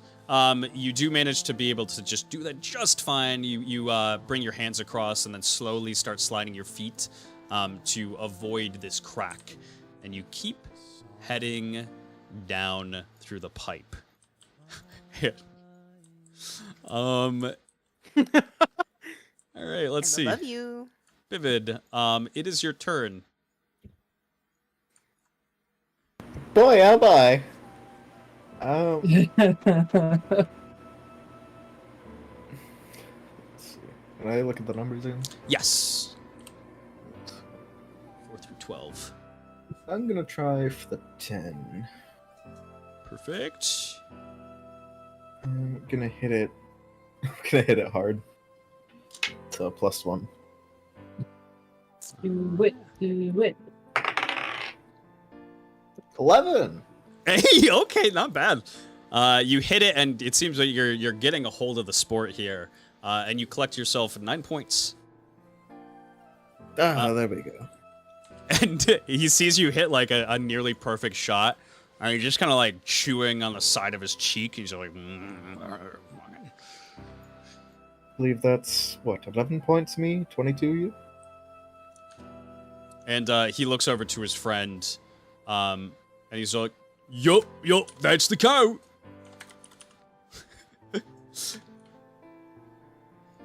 And Pivot, give me an observation check. Certainly. He's gonna roll 1, 2, 3. That is a 10. You kind of hear just some very subtle, like creaking from the pipes, but it seems like you don't really know. It could just be like the system and how it's rigged. That there might be something just kind of like small up there, blocking the air as it's coming through. He doesn't really pay any a mind to it as he's kind of frustrated that you just hit like a nearly perfect shot and you're showing him up a bit. His friend's laughing his ass off at him. And he goes, well, I'll show you. And he goes for the 12 here. Maybe we'll give him like a little bit of a step away. Save some space. And he is going to attempt to hit it hard. Oh boy. So he gets +7 altogether. Oh my goodness. He rolls a 19. So that is plus the 7 on top of it. It goes toof, and it goes ding, shoo, and right through the stained glass here, and kind of cracks right into it, bounces off to the side here, and dear. He says, "Oh shit!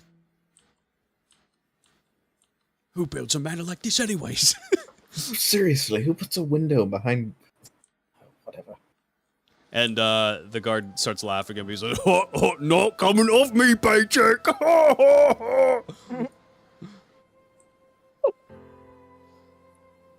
And he starts kind of inspecting the glass and seeing if he can do anything to make it look unnoticeable.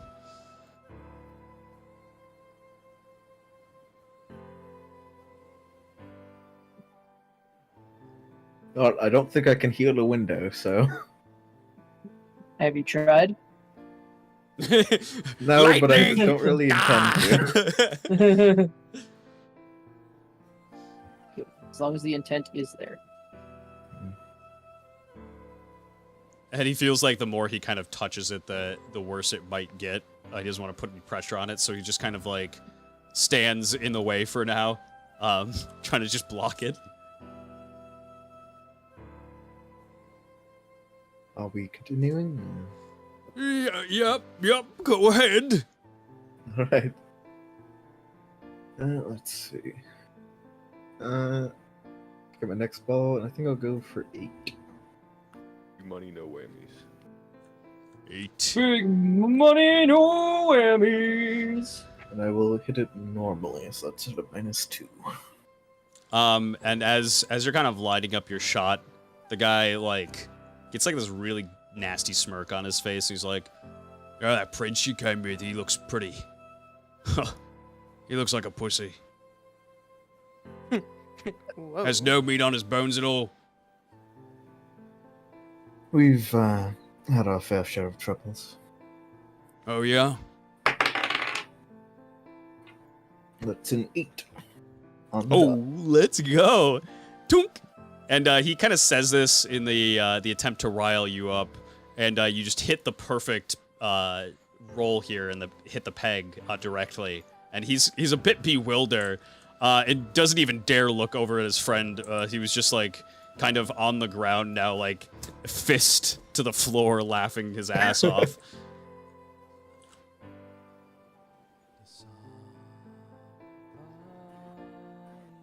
Fighting for your country's liberation is a tiring affair. Yeah. Well, whatever. Can't be that bad.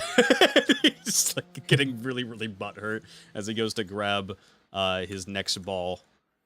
And not really wanting to break anything again, he lines up with the 10, and he's going to hit it normally.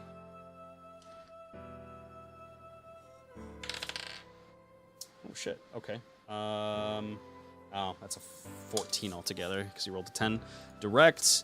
So he hits it, and it comes back, and he is going to get 6 points. A fair shot.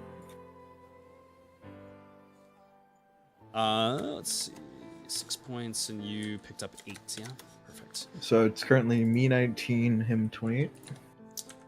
Yes. Yep. Yes.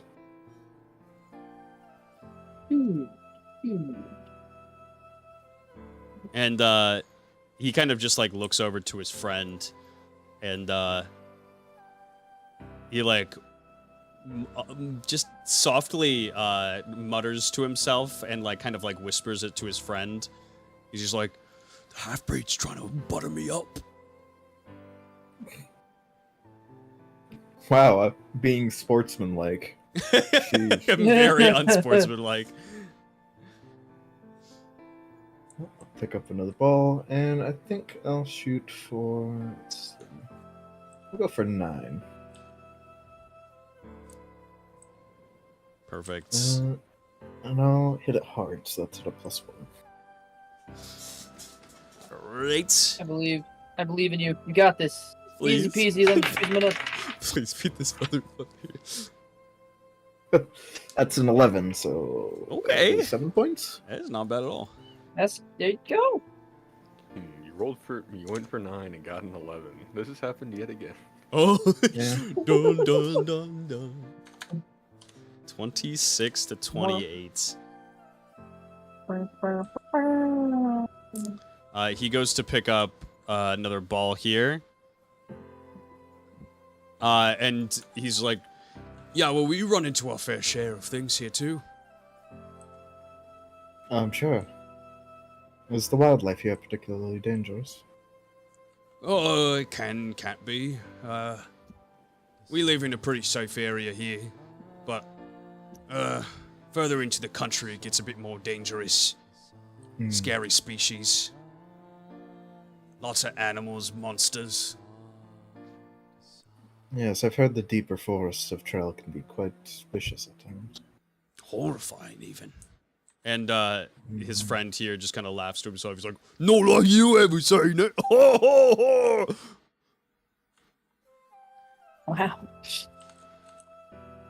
Wow. And he is going to line up with the. He's going to attempt to hit the 11 here. Oh boy.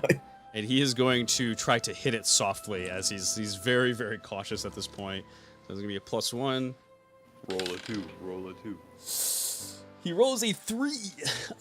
So a 4 altogether.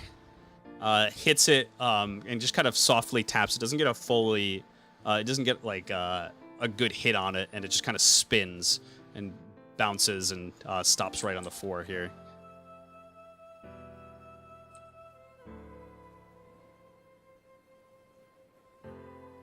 Pivot's gonna pick up his last ball. Mhm. Let's see.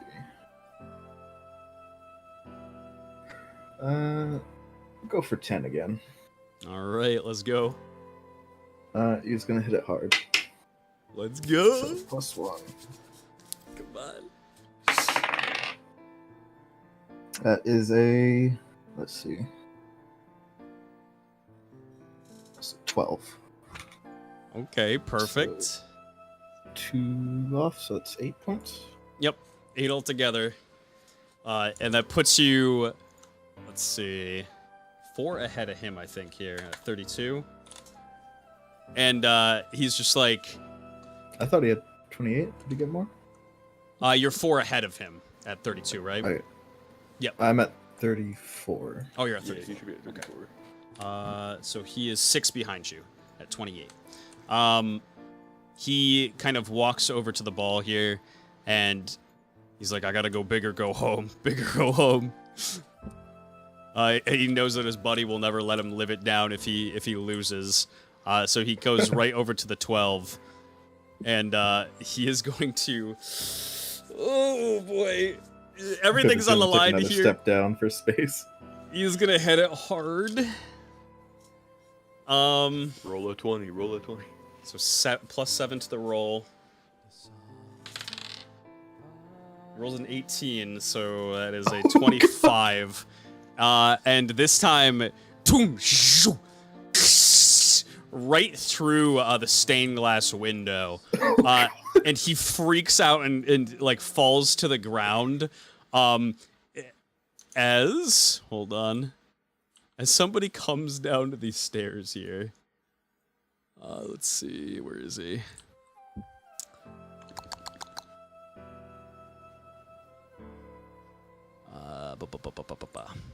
As Sir Burdame runs down the stairs and looks over to him, he says, "What's the meaning of this?"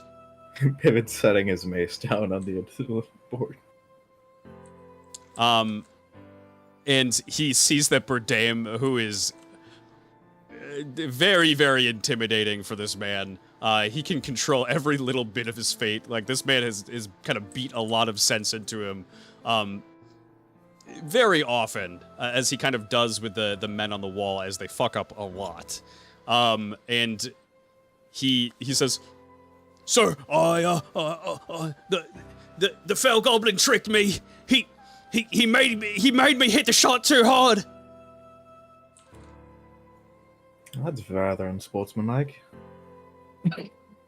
And you decided to hit it too hard yourself. Burdame kind of runs right over to him, right across the court, kind of kicking the balls down the lane a little bit, and he grabs him like kind of right by like the throat even, and he puts him right up against the stained glass window and puts his head down right to the glass, and he says, "This is gonna be fixed. Bennett Pang won't see this. Cover it up now, or I'll cover you over it." And he like pushes his face like right onto the glass, kind of opening him up just a little bit. Yeah, yes, sir. Yes, of course.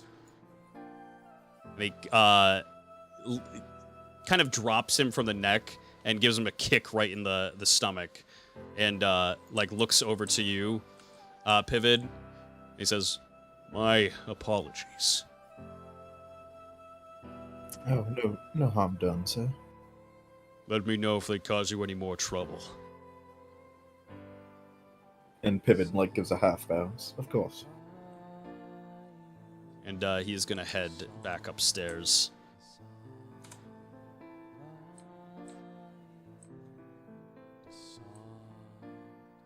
And this one is kind of just like rolling on the floor a little bit in pain, as he just got kicked really hard right in the stomach.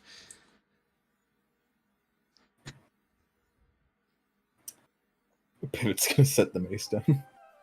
It's perfect. You set the mace down over here, back in its spot. Shatter the glass.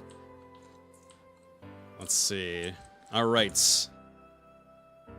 We are going to Mr. Temsothy. Oh, No. Hello. Hide the player screen He's here. really quickly here. 1 second.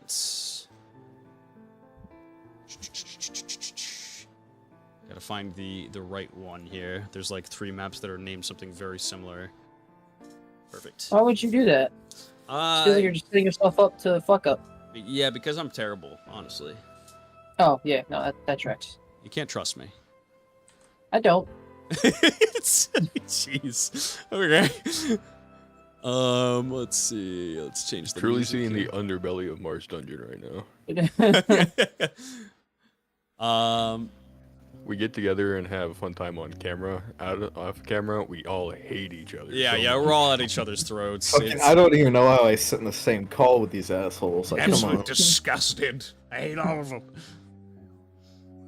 I'm just alright. surprised Pivot hears that I'm gonna make it and he shows up, you know? It's weird. What the Are they fucking throwing What up are these gang hands? signs? Yo. Hello? This took me a They while to throwing do. hands, though. Hello? They throwing hands. Keen, did you take a video of you throwing up gang signs and then Yes. make it a shadow? This took forever because the chroma keying on Arkenforge is one of the features that doesn't actually work very well. So I had to redo this multiple times. I appreciate the effort. Thames, But also, what the fuck?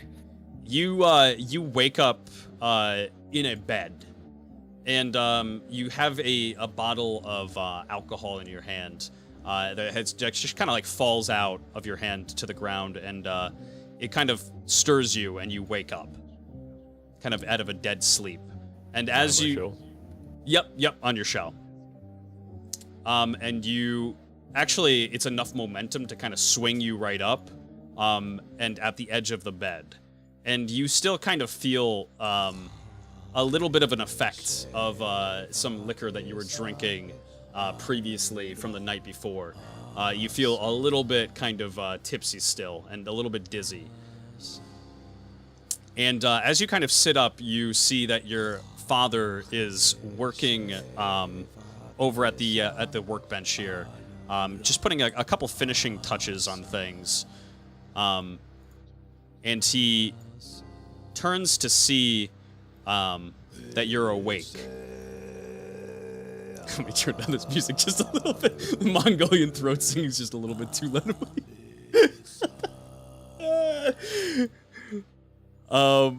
Your father sees that you're awake, and he says, James, good to see that you're awake. I thought you might not be waking up. I finished all the swords that we were crafting. Quite a few long swords in large order. I was hoping that you would be able to help me out with it, but alas, I see that you were occupied. Question is, like, they're in altered mental state, Tim's is in right now, or is he, like, just got knocked out while he was in the normal forge kind of mental state? Like, what the fuck is happening? No, this seems pretty natural to you. Everything seems, pretty normal. You don't really kind of remember last night very well, as you've been drinking pretty heavily, and you still feel a little bit woozy. Is he, like, young Thames, or is he, like... Yes. age? Yes. Okay. Young so Thames. I won't go as gruff with the voice, gotcha. I don't know what happened last night. Well, if I told you I'd helped you, I'm very sorry about that, Father. Is there anything I can help with? No, we're just finishing up here. Truth be told, I miss your brother just as much as you do. But he's off doing his own endeavors, and we have to let him. Drinking will only further the scars, make them permanent.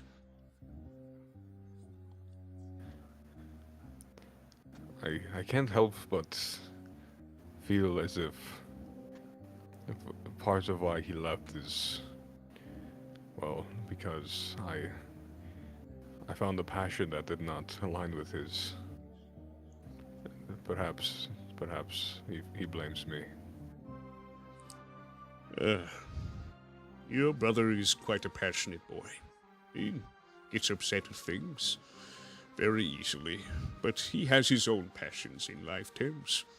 And you and both he should understand. There was not much that was going to keep Philip here, I'm afraid. He has his own path in life. How long ago has it been since Philip left? Philip has gone probably... Let's think here, it's been probably a couple of months.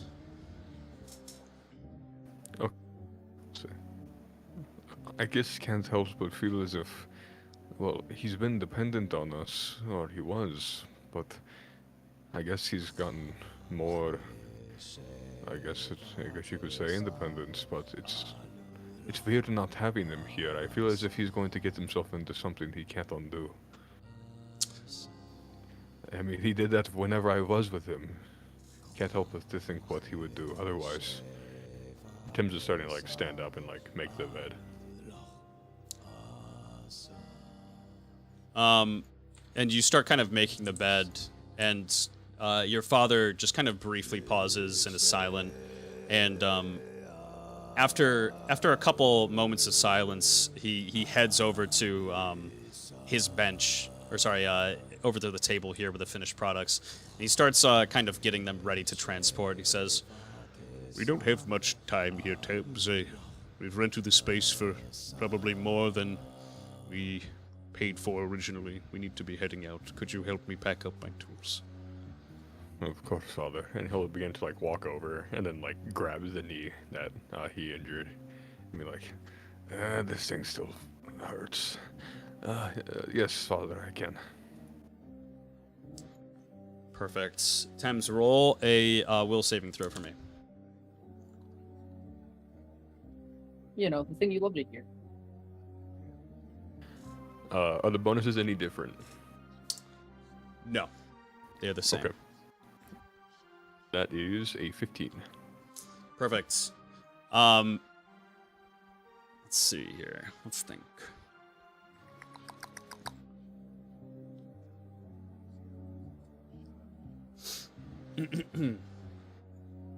Your father and you kind of start packing things up a bit, and it looks like your father really wants to say something. He stops himself for a second, and then instead turns to Thames and says, Well, Thames, I admit when Philip left, it scarred me as well. I had trouble coming to terms with families being separated. I don't believe that it is right. I think that families should stick together. But your brother did have his own idea how the world should work, and he never really cared for the way I conducted business. Thought that I should ask for more money, and I was stubborn. I did not ever confront him or have a conversation with him about it. Well, I knew that he always had some rebelliousness, and we did not expect him to leave on terms with Mother like that. I don't think she has gotten over that either. Your mother is a tough woman, Thames. Tougher than both you and I. She was having trouble at first. Even she had to lean on me for a while. And after a bit, instead of turning to alcohol like my mother did before me, I found a mountaintop nearby, and I climbed it.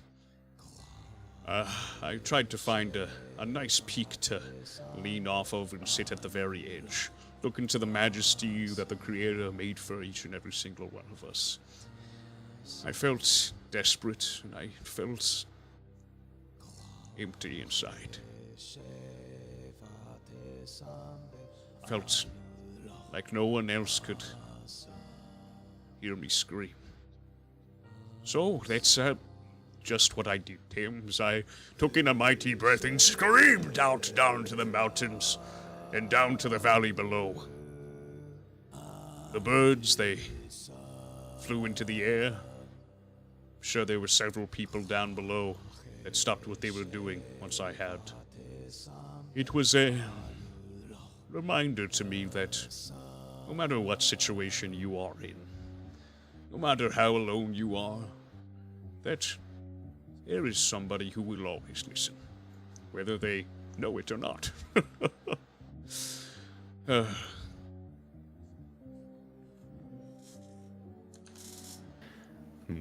I suppose so. Well, I've been not helpful for long enough. I'll come help you get them all set up, and then he'll walk over to the swords. Perfect. You start to head over after you kind of help him get his tools together and bring it back to your packs. And as you start to head over, there is a knock at the door.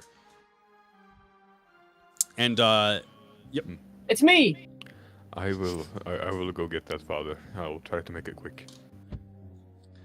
You head kind of over to the door, and as you do, a voice from the other side says, Hurry up! He only rented the smithy for only a couple of hours. You're overdue. Thames will kind of yell, of course, and then he'll, like, get a look of, like, oh, never mind, and then he, like, immediately rushes back over to the swords. Perfect. Your father, kind of... Whoa! I forgot that I made everything move as one. He picks up a couple of the weapons himself and starts packing them away. And there's a hammer that he kind of is trying to block with his body, and he grabs a hold of it, and give me another will saving throw.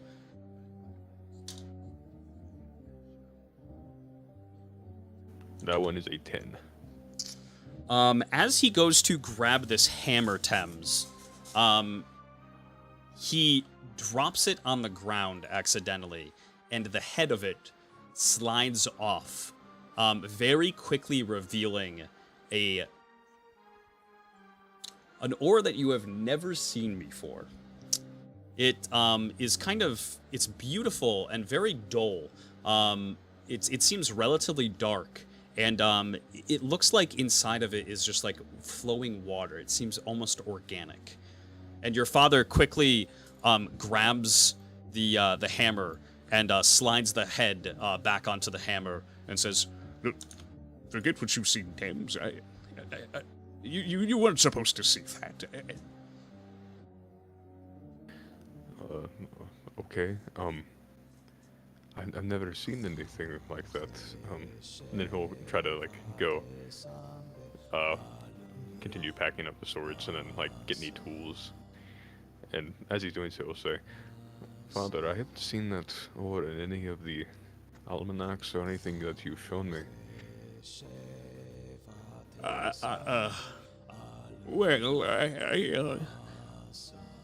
Well, you weren't supposed to see it.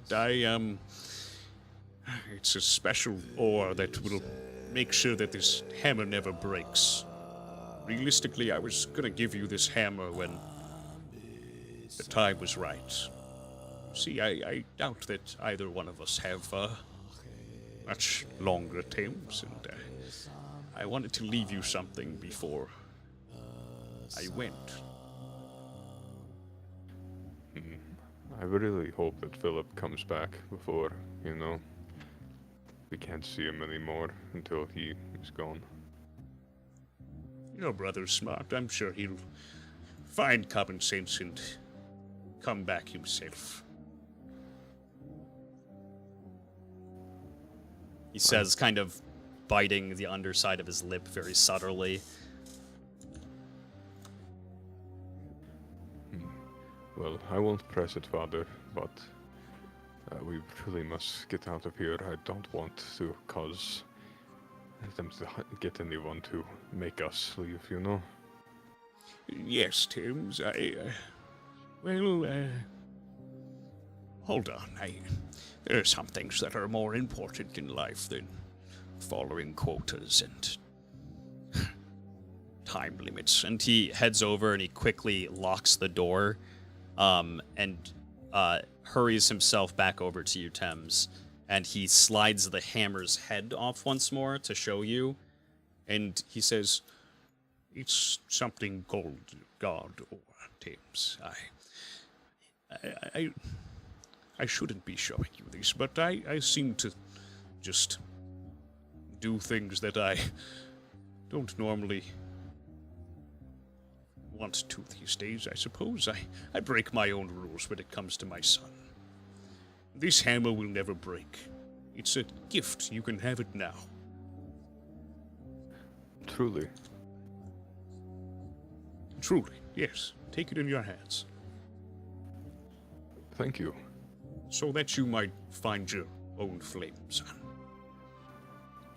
Tim's just gonna try to pick it up by the handle, and then does it try to slide off again? yes. Okay, then as he does that, he'll immediately get his other hand out and reach for the head and be like, I take it I will need to fasten the handle. I can do that, now or after or...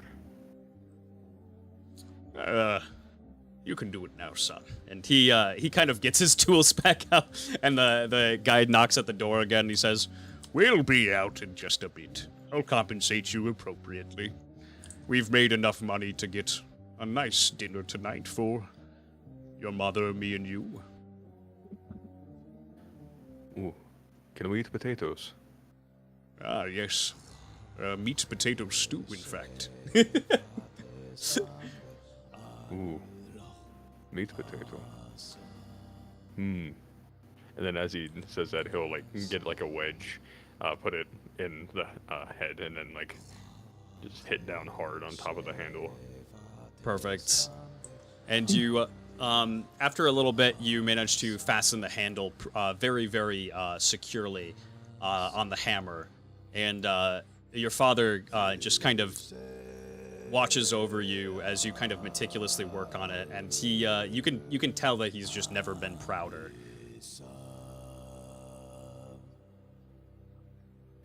Well, I will not take this gift as anything less than truly a blessing. Thank you, Father. I don't know what Gador is, but, well, if you gave it to me, then it must be good. And he kind of leans into you and points a finger at you and says, Well, I could. No. At some other time. Just know for now that this is the best inheritance I can give your son.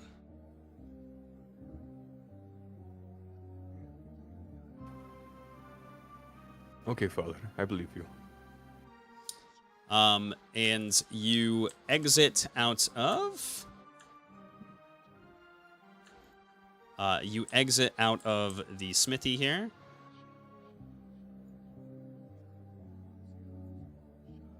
And this is about a week later here. You are all sitting and enjoying a nice meal. Let me get your mom here.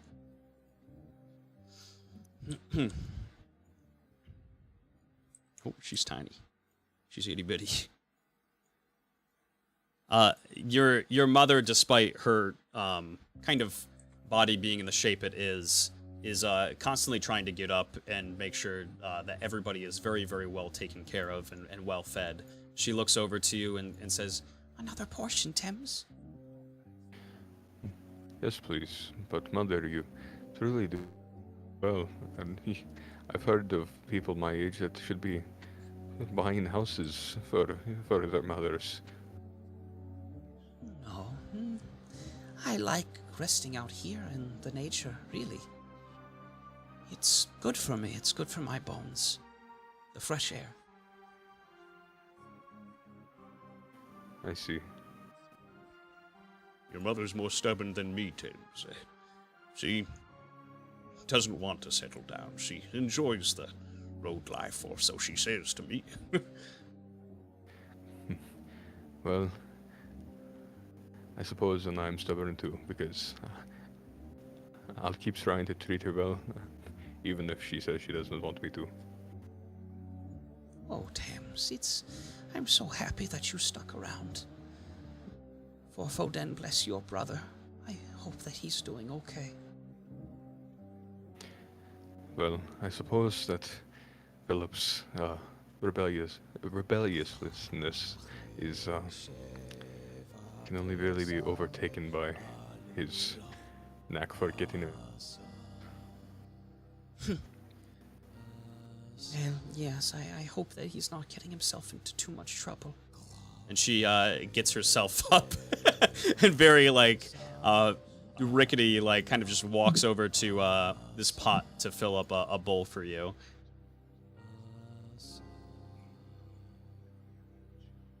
She walks back over to you with some meat and potato stew. Thank you very much, Mother. Father, have we heard word of any new contracts? Yes, as a matter of fact, we'll be heading westward into Mechalite soon. We'll be leaving the Denland area just on sunrise. We'll be working for a couple of very, very rich fellows, so obviously we're just going to be making decorations. I've always wondered why they like decoration so much.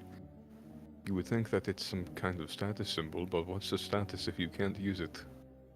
My point exactly. And he leans in. It doesn't make any sense to me, but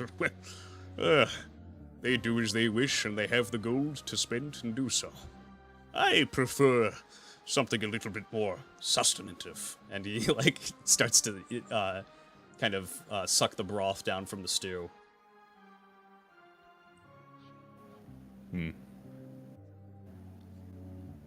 I say that if a man tries to wear a sword, then he's not much of a man at all.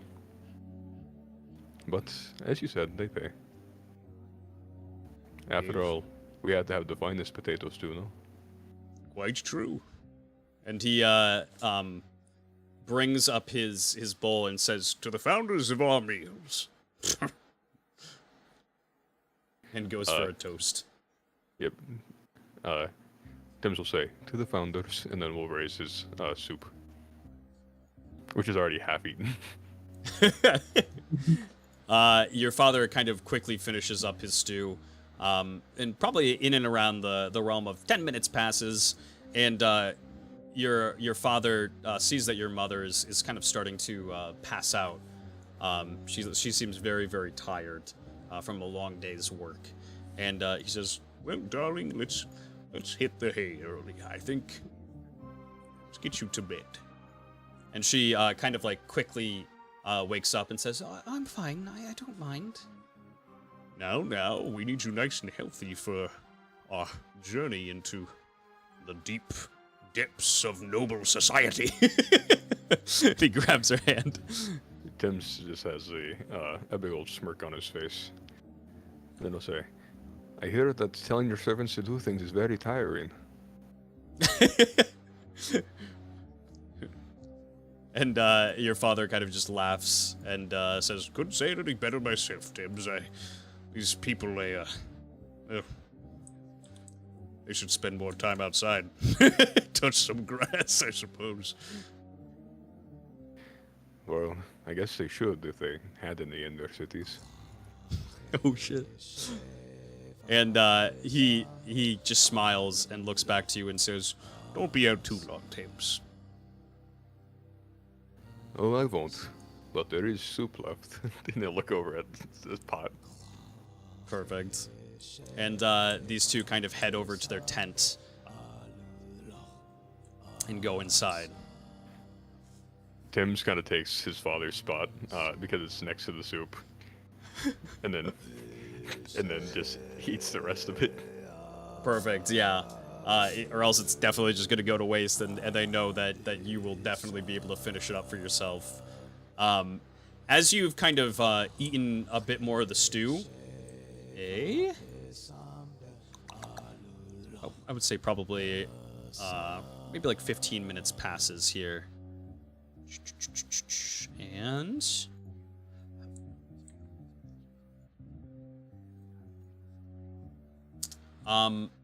something begins kind of approaching you. It is kind of formless, which kind of strikes you as very, very odd, as everything up until this moment in time has been very, very normal. You've been living a very normal life, I guess. And this shadow gets just closer to you and stops dead in front of you. Can I help you? Can you speak? And there is no reply. However, you see the shade reach out a hand to you, and in its shadowy kind of grip is a letter. Well, I suppose you see new things every day. Thank you so much. And I'll take the letter. And the shade kind of slowly backs up and starts to disappear, goes through the cart, and fades into the darkness of the night. Is it addressed to anybody? It is addressed to your father. Okay, then he'll like set it inside their tent, like, but not enough to like wake them. Perfect. You head over to the tent here and slide it kind of just ever so slightly under. I guess he'll make sure that the stock's all set, and then make sure the cart's closed, that everything's on lock before he finishes up the soup and goes to bed, puts out the fire. Perfect. You do so, and after a little bit of time, you kind of lay down, and just a nice kind of a sweet, soft sleep just kind of overtakes you. You don't kind of lay down for too long. You just fall right asleep very happily, very comfortably. And you wake up in the morning, and your father is outside of the tent, kind of frustrated as you kind of wake up and head out, and your mother is crying. What is wrong? Thames, no, nothing, Thames. Everything is okay. Father, please, mother is crying. What happened? And he kind of just gives like one of those Here. and he hands you the letter. Tim's kind of looks surprised, and then we'll read the letter. And the letter states, where is it?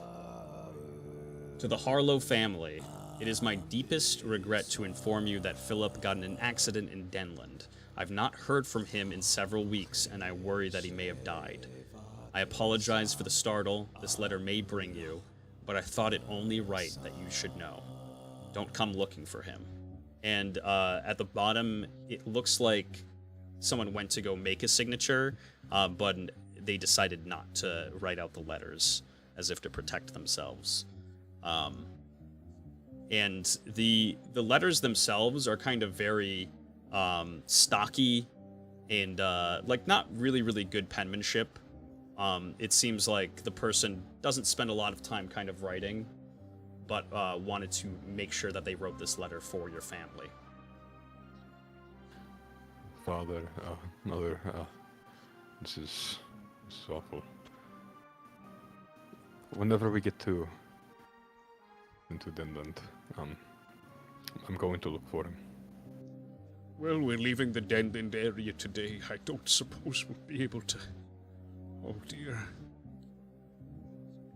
I could go and make sure he's okay. I need to know my boy is okay. Father, please. Mother needs, as much as she tries to get by, and she does, you both need each other. It's you more than it needs me. Please let me look for him. I don't know what I would do if I lost both my boys. Trust me, I think I can deal with a couple nobles.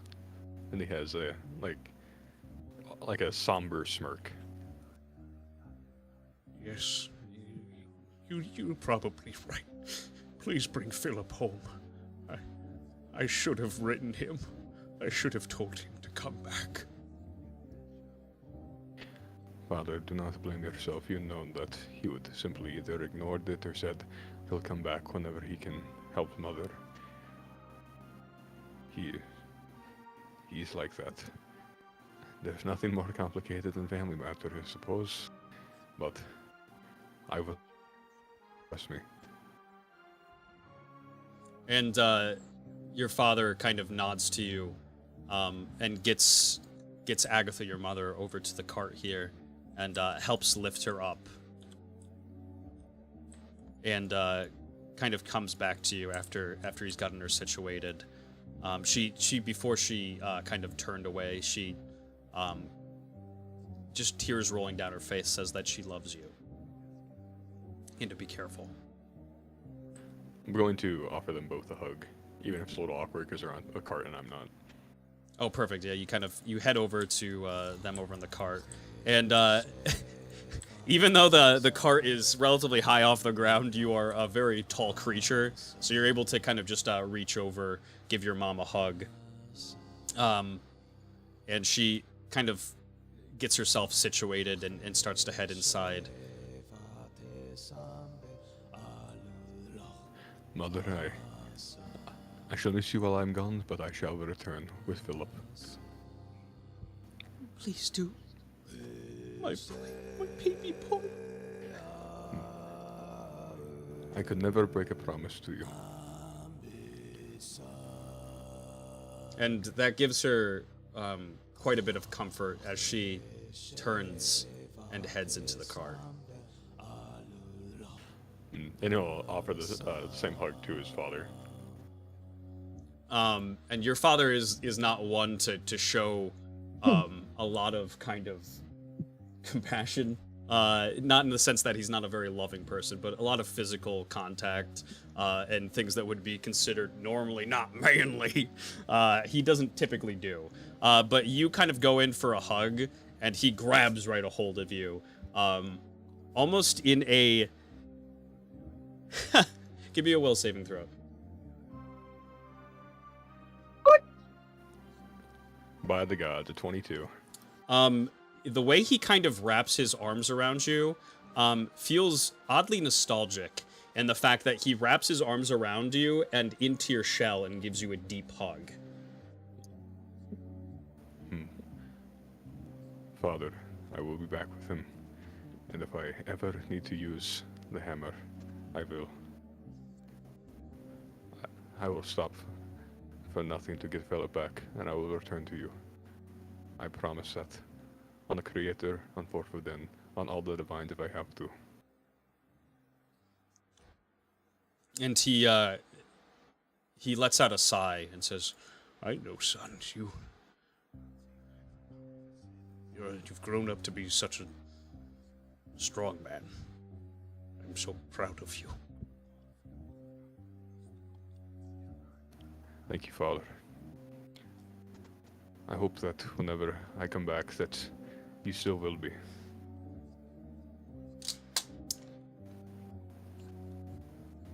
Please make sure Mom does alright. And Mom, please make sure. And he tries to offer like a comforting smile, but you can see in his eyes he's very sad right now.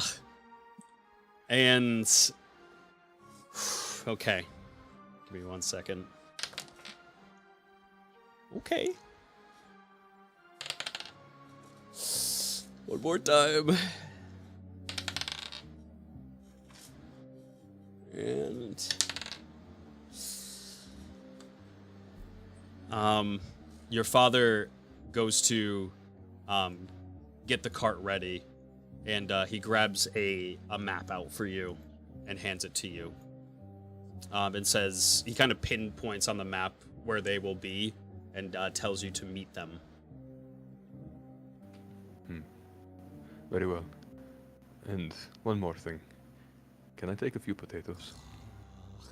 And as you say that, you see your mother kind of hop from the back of the carriage, and she already has potatoes in her hands, and she leans down and puts them in like a sack for you and hands them to you and says, I already cooked them. Oh, thank you very much. I don't know how expensive food's going to be there, and well, I can't really pay double prices.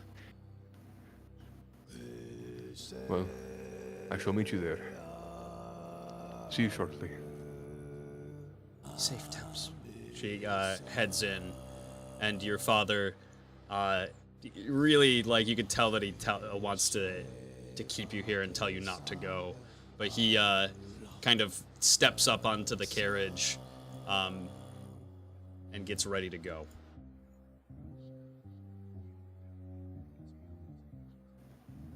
And he'll, like, think in his head and mutter a little and say, farewell. And then he will start making his way. Perfect. Walking fast. Walking fast. Well, walking fast, really do. Walking He slow. sure is walking. Perfect. And let's see, we're gonna be opening back up into the manor here. Everything is dark. Yeah. Hey. All I see is darkness. What's the name of this fucking game again? Oh, he board actually game? didn't tell you. The kind of golfing mini game there. Yeah. Let's see, I have it written down here. What did you do? Oh, it's called Tin Pin. Chinpin. Tin Pin. Tin Pin? Tin Pin. Perfect. Tin Pin? Pivot? Coincidence? I think not. How did he win? It was set up. Let's see here. Go back up here. Actually, do 1 second. One quick little thing here.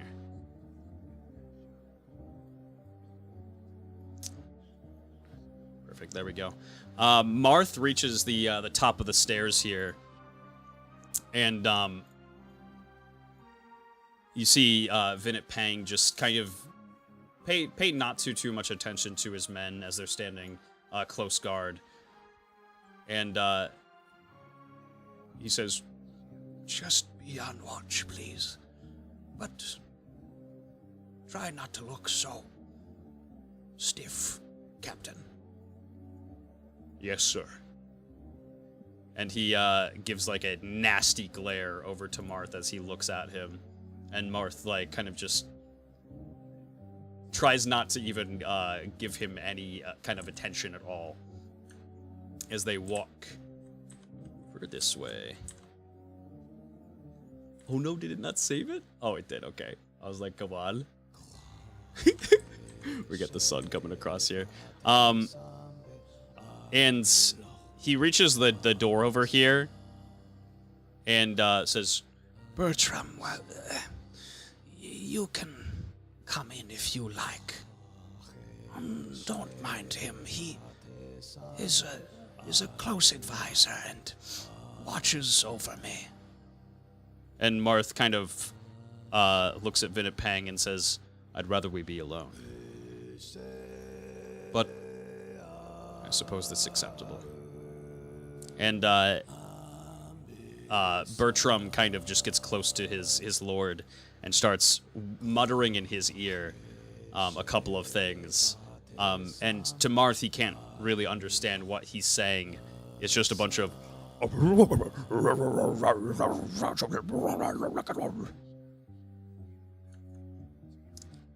And these two kind of open the door and head inside.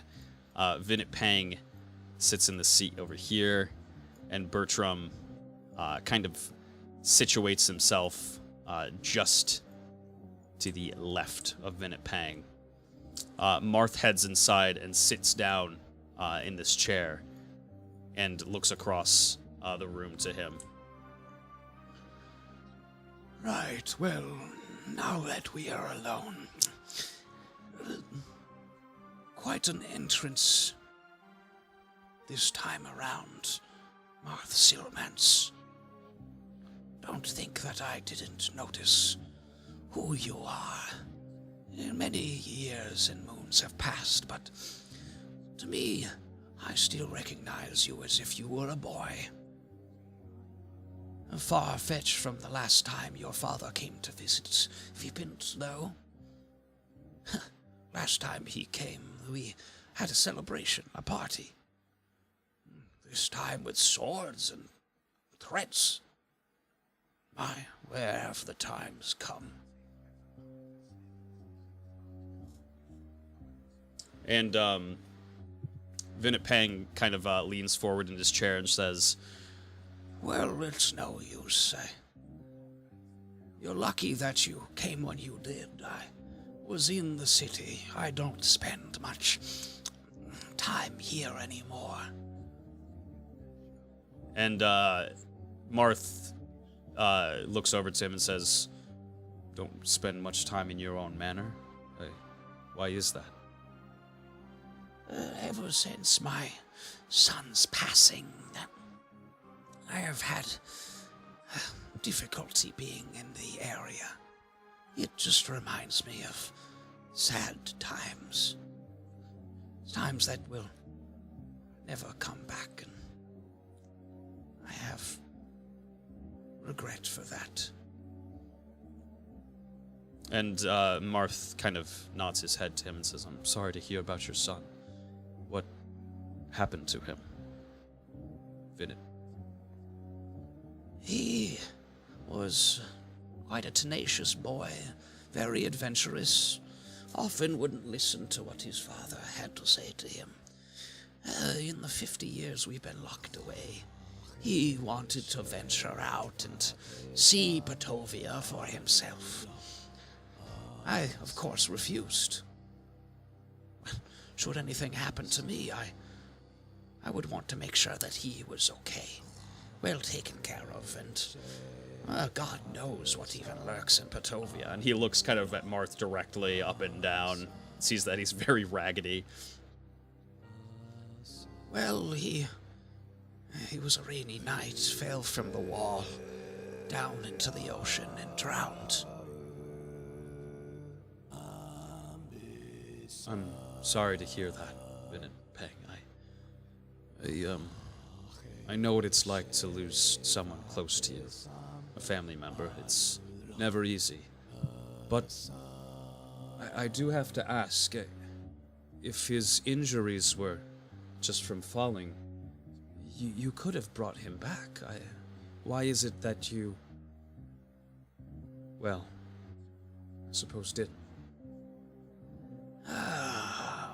And Vinit Pang kind of just sits upright in his chair and cracks his back a little bit and says, We scale coats live for quite a long time, as you no doubt know. And when we go, it's a cultural thing. We decide that it is time, that we have lived our life to its fullest extent, no matter how short or long it is. It is dishonorable to bring oneself back after passing away as a scale coat. and Marth doesn't kind of say anything in response, just kind of acknowledges Vinit Pang's statement, and he says, Well, I don't see your father this time around. Oh, please don't tell me that your father is gone. and Marth holds Didamia in his hands and says, Yeah, quite some time ago, actually. Around 25 years ago, Mechalite unleashed a fearsome assault on Sens. My father and a couple dozen men defended the capital themselves and bought us time to be able to prepare ourselves for the attack. Only because of his sacrifice were we able to fend them off and drive off such a vicious assault. My father died a hero. By the time I went outside the walls, I found him clutching his sword. He must have died after killing several Mechalite men. That's terrible to hear. I quite enjoyed our talks, your father and I. But if you don't mind me asking, human, why not bring your father back? He probably had a couple of good years in his future. and Marth kind of thinks to himself and says, Well, I suppose, like you said, there does come a time for everyone. My father was no different. My father brought hope and gave much morale to all the men while he was alive, and, well, even more so in his death. He stood as a figurehead for freedom and inspired the men to keep going. He would have liked to have died like that. Not that he cared for any titles. Knowing that he was a hero, he was incredibly humble, but I knew that my father would have just wanted it this way. I see that we understand one another then. So, what is this fuss about with entering my walls without any permission, barging up to my manor and demanding to speak with me under threat of my own men? That is very unnoble-like, Marth Silmans. and Marth leans forward in his chair and kind of cocks his head off to the side to look at Vinit Pang and says, I did what I needed to. Would you have opened up the gates for me otherwise? And Vinit Pang, nods his head and says, I suppose not. What is it that you wish of me? Why do you come visit me now? And Marth just kind of thinks to himself and says, we need your assistance. 50 long years ago, 52 rather, Mechalites led out a full invasion of our country.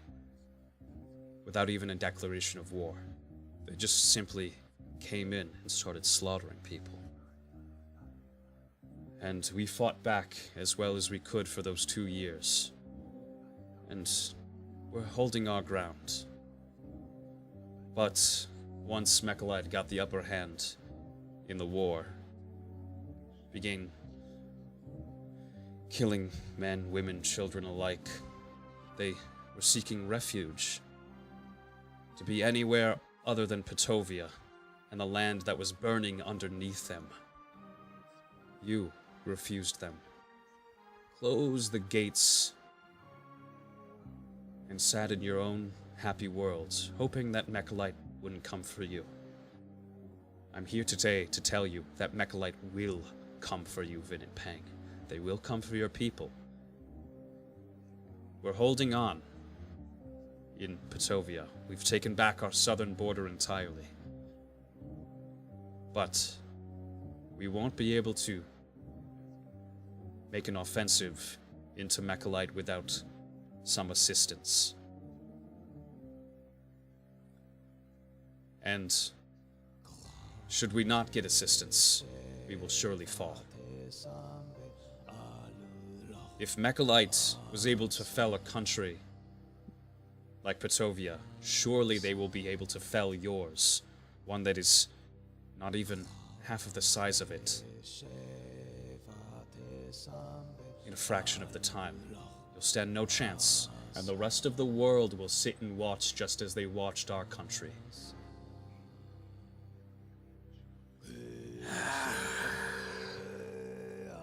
Marth Silmans, you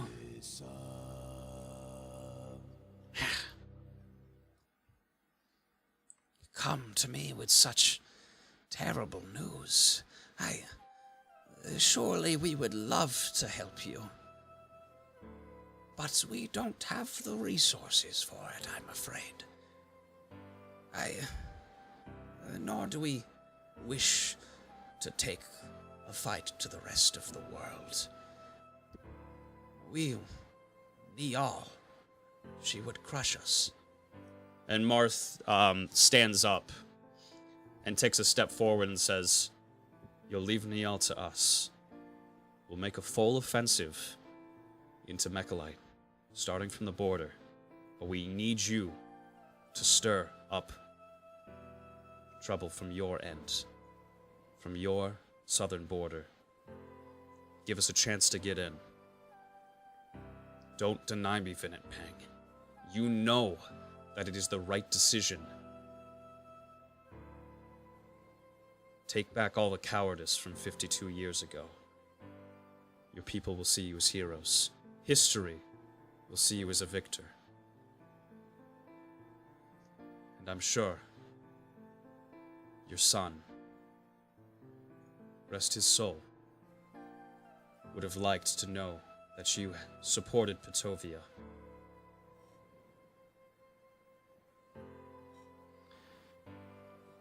And Vinit Pang just kind of closes his eyes and folds his hands. And you could see that him thinking of it just kind of stirs his advisor. And his advisor goes to say something to him, and he waves him off and says, Bertram, leave us alone now. I need some time to think. And Bertram exits very kind of angrily and heads downstairs. You ask much of me. Not even a king of your own country. And he looks at Marth's head, kind of signaling that he does not wear the Petovian crown. The crown will come to me soon. It's only a matter of time. And Vinit Pang kind of begins to stand up and walks over to the door and says, I wish we could help you, Lord Silmans, but like I said, you ask too much. Mechalite has not had any aggression towards us. We have had free trade with the rest of the world up until now. No discussions with Mechalite itself, but we don't need to. I'm afraid you came to Trail for nothing. And he goes to open the door. And Marth kind of takes a step forward and says, Diotis will be yours. I guarantee it. Not co-ownership. Diotis will solely belong to Trell again, like it should. And this kind of sparks the attention of Vinit Pang, and he turns to him and says, You promise great things, Silmance. Can you keep that end of the bargain? Yes.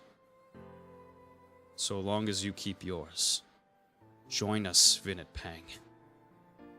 I know that your country sorely misses Diotis. They wish for it to come back to Trell. I will keep my end of the bargain. And he kind of kneels and bows his head to him.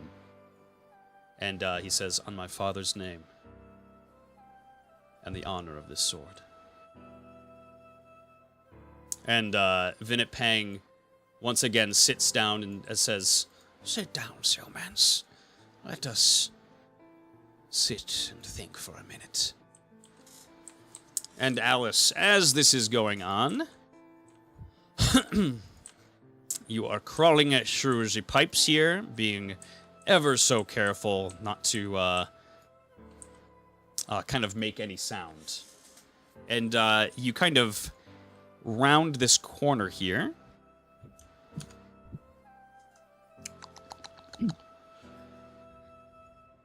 And start to enter. And as you do, downstairs, a couple of the soldiers from the wall are kind of getting themselves ready to have a fire in the main dining area. They're talking to themselves, or talking amongst themselves, in kind of in agreement. They want to have a fire because hopefully Marth Silman's visiting kind of brings good news, and they're hoping that there will be music in the halls again. So they're prepping a fire for the ballroom for tonight. They start to set things on fire inside a couple of logs and get things going. And let's see, I might have to do it from this side. The vent shifts, Alice, while you're inside of it, and this this small little area right underneath you here, it opens up, and you start to fall. And give me a strength saving throw. Oh my god. Oh my god. Strength? Oh god, I'm scared. I'm fucked up now. I'm scared.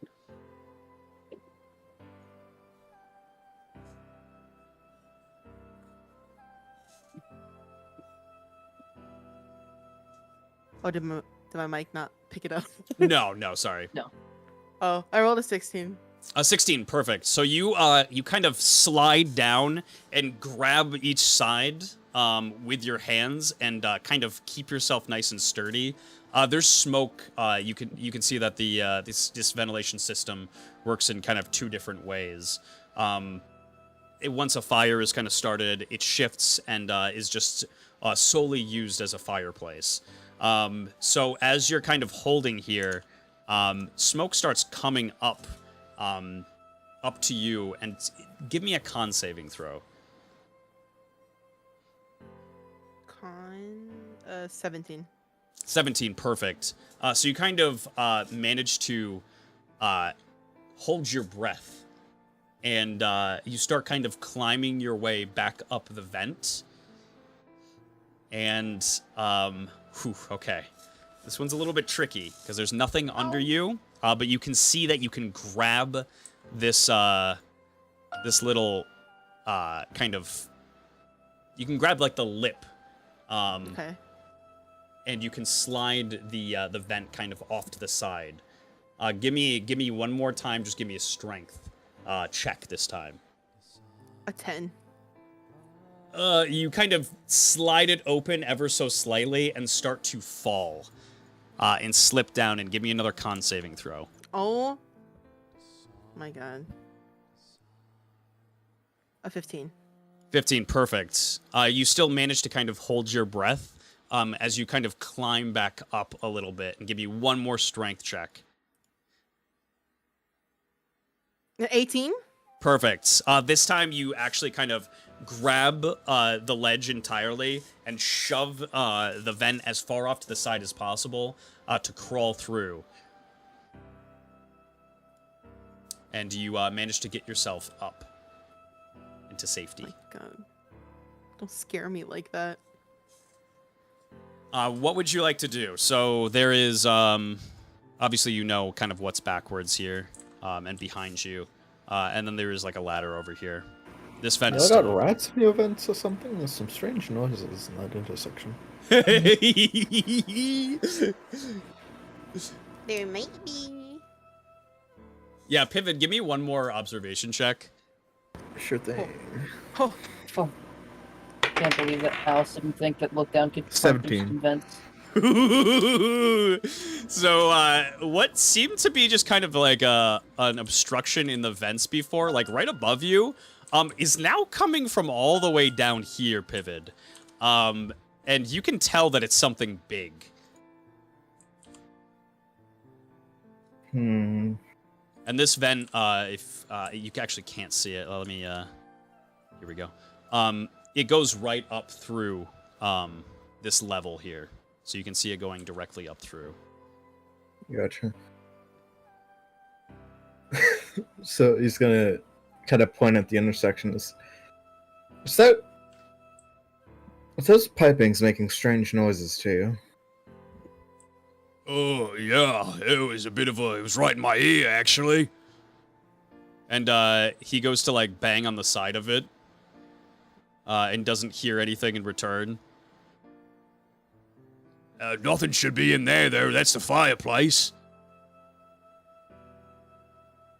Do I know exactly where the sounds is coming from? Like, just within that one pipe or on the side of it? You definitely kind of heard something, like in and around this area, and now it's coming from directly in the pipes. We'll have this as she's climbing, kind of climbing out of the pipes. Gotcha. Well, now, while we were playing, I had heard it traveling through the pipes. It was small at first, but now that it's in that intersection, it sounds rather frantic. Oh. Shoot. Well... That sounds like a security threat, sir. Yes, it is. Let me go take care of that. I need to let Simio know. And he kind of runs across and over to the stairs here and runs up. I'm sorry to rat on you, but Pivot don't know. Woo! Oh boy. Alice, what would you like to do in the meantime here? You can smell that smoke is kind of coming out of the vent now. And through the air filtration system. Probably climb. Okay.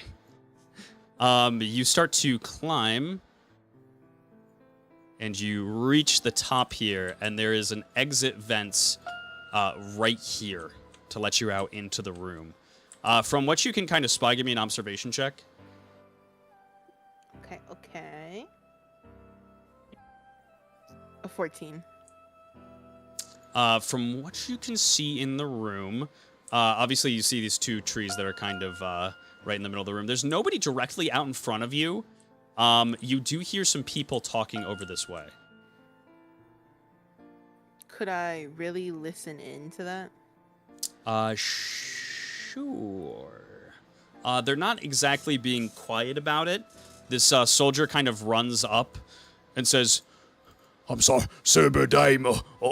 There's trouble in the vents. There's something in there. Huh? Something in the vents, you say? How do you know? the fell goblin from downstairs, he heard something I did too. It was banging from the inside of the chimney. Oh, there's something in the vents. It's crawling through.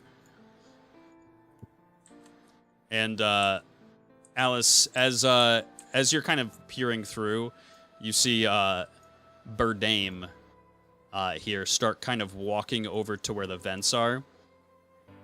He gets closer and closer. What would you like to do? I'm gonna go back, but I'm gonna leave a rock. But I'm gonna go back. Okay. You kind of leave. Are you just placing the rock? Actually, no, I'm not placing a rock. I'm placing a little bit of food that looks like a mouse got it and putting it like right there. Okay, you break up a little bit of food and start to kind of put it on the ground, make it look like something was kind of getting into it. Give me a stealth check. Burdame is pretty close here. I'm gonna give him an observation. I'm sorry. I'm scared. It's 18. Let's see, where's Burdame? Need to open this bad boy. There we go.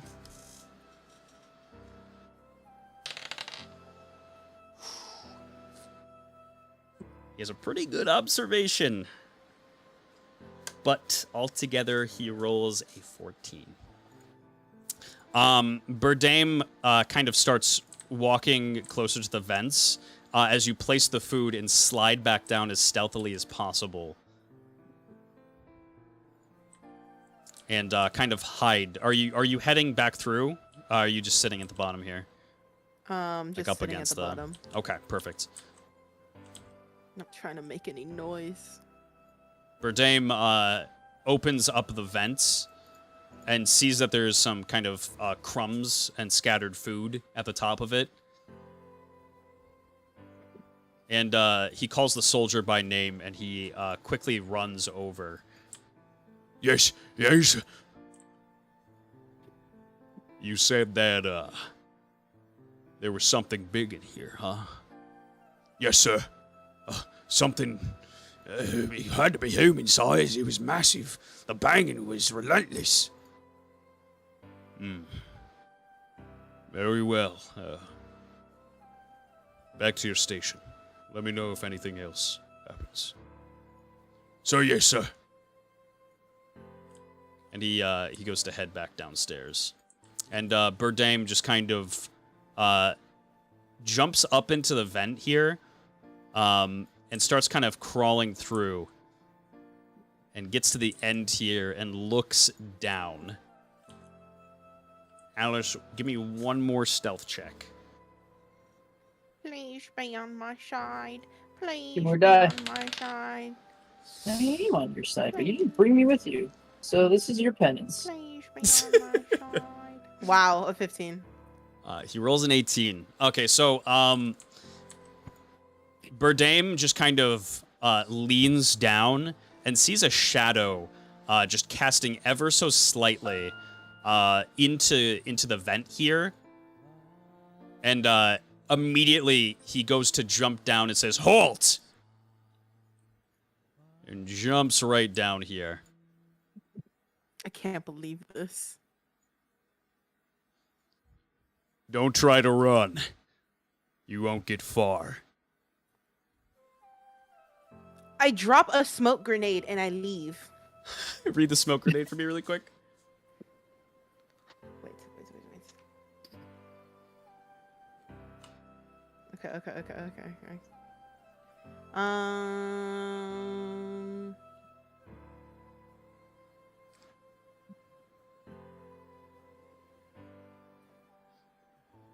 I don't think there's anything to read.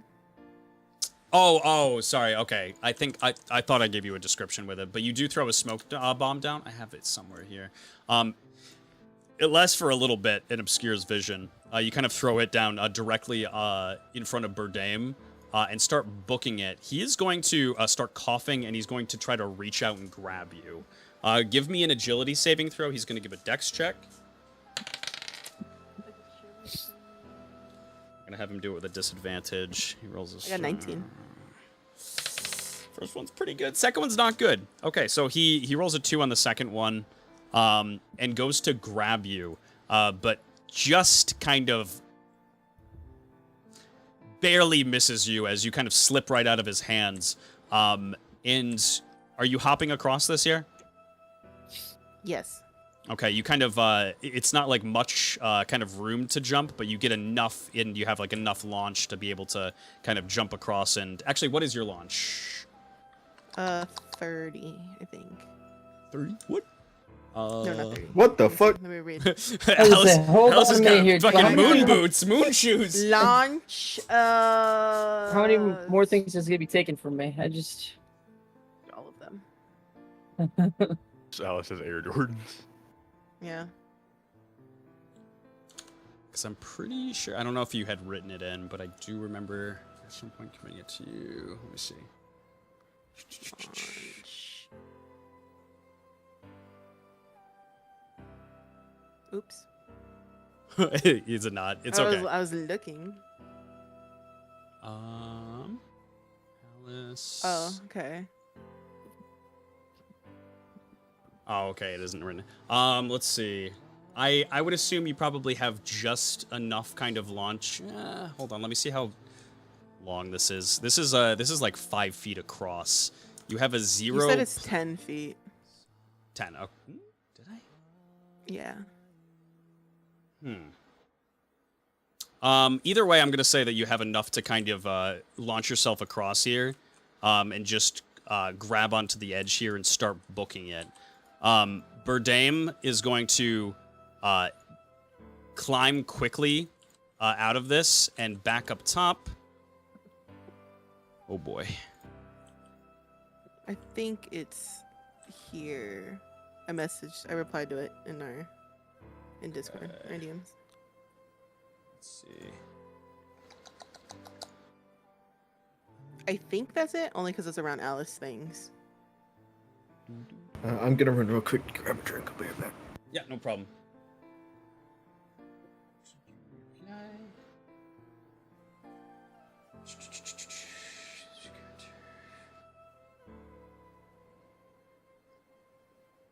Oh shit, okay. I didn't realize I gave you that much. Okay.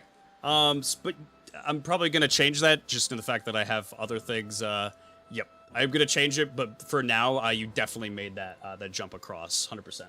Okay. And oops, let me get Josh back up here.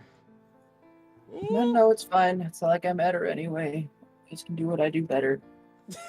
Shut the fuck up. It's fine. I got a +3 as my max. Burdame drops down here, and he is going to take a dash. He moves pretty fast.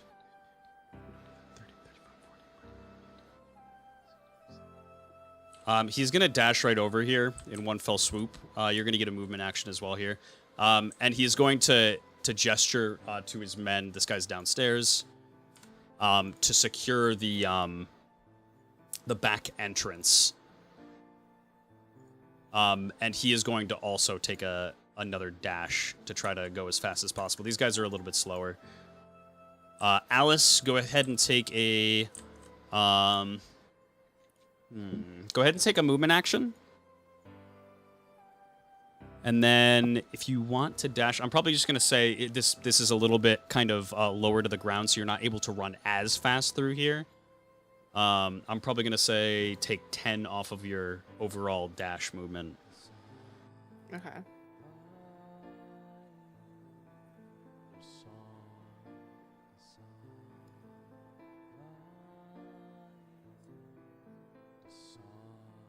And then let me know what you get. Or sorry, how far you want to run. I think it's, what's your normal movement here? It is 30, so 60, so you'll be moving 50. 10, 15, 20, 20. So you're kind of right about in here in the pipes when they start to head downstairs. And Pivot, you definitely hear this now. Oh Lord. Is the guard still on the floor? The guard here? Yeah, the guard is still here on the floor, kind of like, He also hears like the sound of it. It gets kind of alert. Pivid's gonna go over and offer him a hand up. Perfect. You go to grab his hand. He says, "Thanks, Phil Goblin. I misjudged you. I need to go take care of that." Of course. A question for you before you go. Yes. Might I be able to go upstairs? If there's a security threat, I would like to be at the side of my liege. And this man's just like, he's wholeheartedly conflicted as he doesn't have like much time, and doesn't really have the jurisdiction to tell you yes or no. And Pivid will recognize that in his own head, and he'll say, "Bring it to your superior if need be. I will remain here." Yeah, I'll get on that. Do as you please. And he starts to 5, 10, 15, 20, 25. How far can this guy move? You want to get this one down to the T.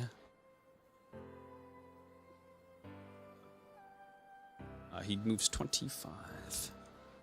15, 20. He gets about here with his movement action. Alice, I'll let you move first here. Move another 50. I'm sprinting. I'm getting out of here. You reach right about here, Alice. How would you like to approach this? This pipe is kind of narrowed down here, so you don't really have a lot of room to kind of jump through.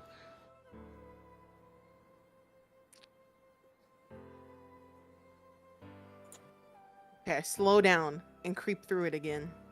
Okay, perfect. Give me another dex check. A 10. You go to kind of quickly come across here because you don't have a ton of time, and you just kind of slip through the vent, and it breaks open, and you fall down to the floor below you, right into a room that looks like kind of just like a lounge area where people play cards. And you make oh boy, give me an agility saving throw. We'll see how gracefully you fall. Oh god. Agility. A 13. Oh boy. Oh nice. Wow. Okay. That's pretty good.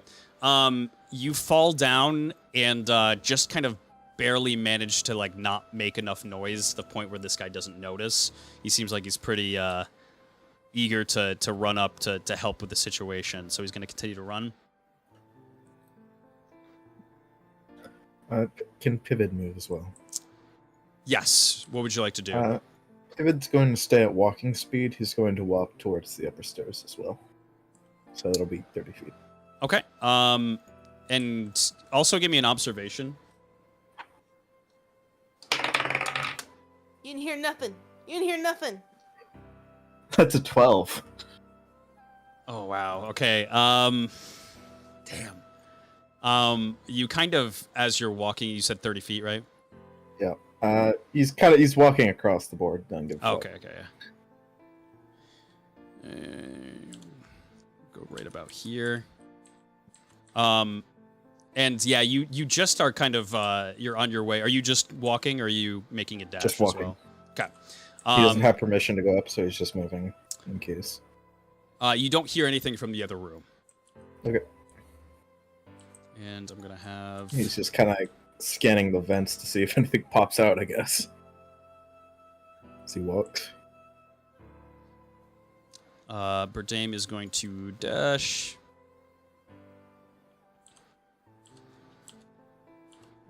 45, 50, 50. Was it 30? Okay. Gets to right about here. And these two are gonna also make their actions, but I'm gonna have them kind of move after. They're very slow, and there's no way that they catch up to the amount of speed that you guys do as well. They're very slow-moving Selenians. Alice, I'll give you first action here. Is there any way for me to get back in the pipe? I would say if you hop back on this kind of like little futon, you can jump back up into the pipe.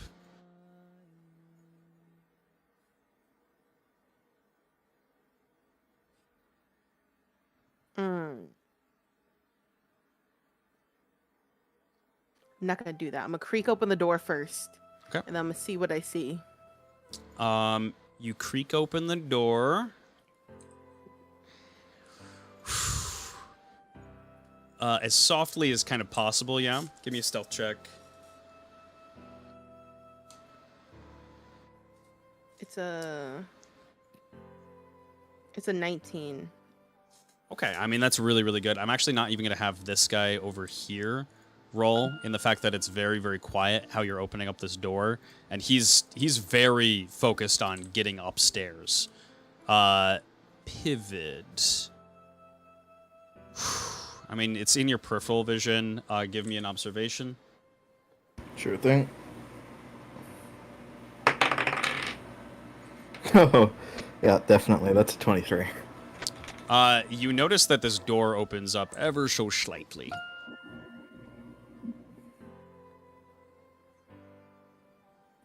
Okay. Chain link.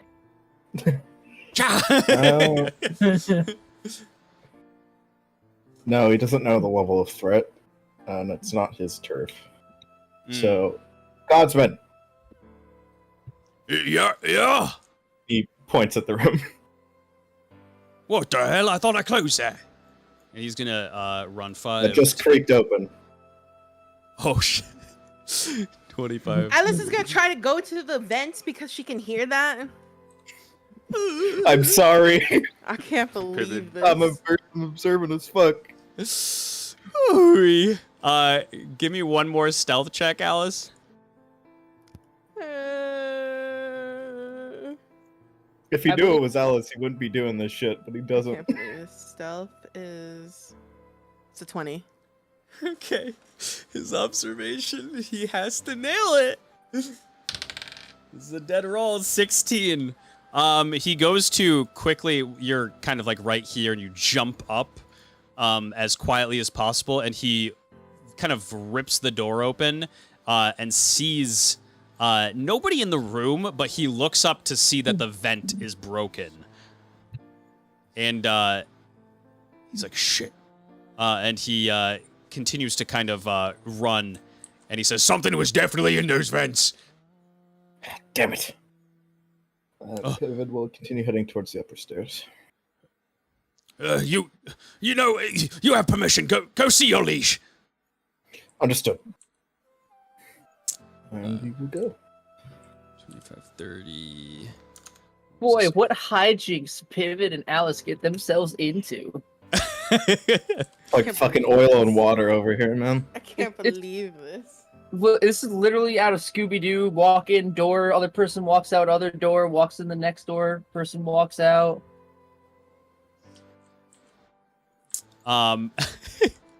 Alice, you are back up and in the vents here. And Birdame by now. 15. He has made his way downstairs and sees all of you kind of running and rushing towards the upstairs. And he gives an order, says, keep an eye out the vent up top. We're going down to the bottom. I caught, there was, to the guard here. He doesn't kind of really acknowledge you.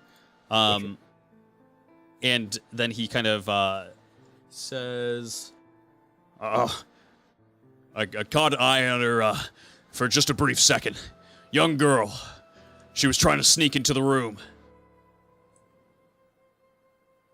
Wearing a cloak. Okay. And he, 20, 25, 30, 35. Yeet.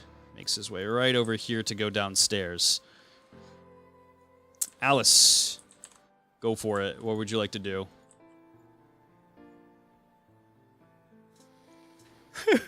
God. I'm sorry. Knock this out here. Alice uses her action to maul teeth and go. Oh no.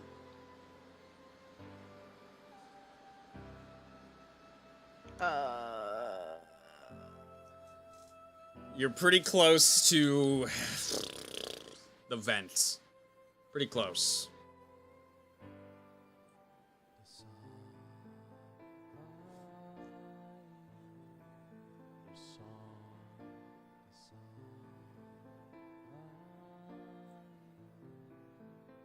Huh. I can't believe this. I'm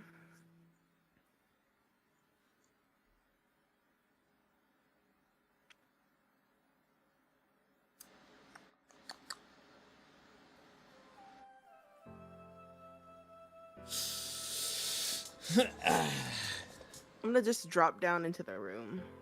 Okay. Drop down into the room here. Actually, it doesn't really matter how stealthy you kind of do it.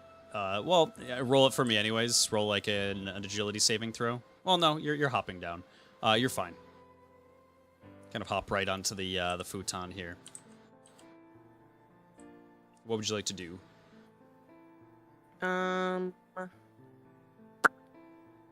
I would like to go back to the door and peek around. You peek around, and just from like your general observation, you're giving a pretty good look either way. You do see, you see the back of a fell goblin, and who you kind of actually just roll me an observation. I wouldn't recognize him. I think you would. I want to make sure that He's you're wearing kind of, different gear now. Yeah. So it's only by the hair. 19. You do kind of recognize from the back of his head the specific hair that he's kind of it very, very so matches up to only Pivot that you ever seen. Yes, this is absolutely Pivot as well as a guard from the wall that you had seen before. Alice is gonna silently sigh. Like everything in her being, just silently sigh. And then just wait there and see where they go. Okay, perfect. You wait. This one, 5, 10, 15, 20, 25, 40, 45, 50. Gets right about here. Pivot, you're a bit faster. You get 10 feet in front of him here, if you want to, at least. No, he'll stay behind the guardsman. Okay. As he gets to the base of the stairs, he is going to turn and do a quick scan of the room. Good, good. Give me an observation. Good. Oh my god. 23. You see just peeking through the door ever so slightly Alice's face as she's just kind of like hiding. Oh my god, man. Alice is gonna step out of the room and just stare at him. Just with the most deadpan face ever. Oh my god. Is she wearing the same type of gear she had before? Yes. Yeah. Pivot's gonna stare for a second and get like that oh shit look on his face. And just fucking wave off with his hand and proceed up the stairs. Oh shit. Very perfect. Bird Dame. Oops. By now. 10, 15. Bring him down. 45. Wait, where's the oh. 15.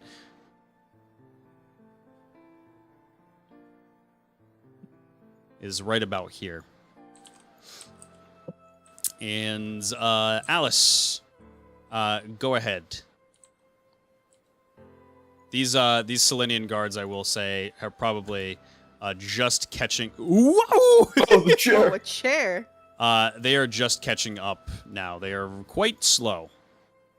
They're probably in and around here at towards the bottom of the stairs coming down.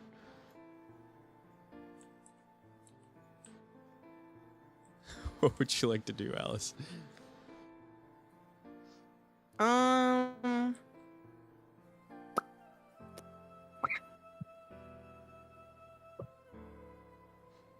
gonna book it out to the balcony. All right. 20, 25, 30, 35, 40, 60. You head right out into the balcony here. And the Selenians are... Actually, I'll have you two move first here. 5, 10, 15, 20.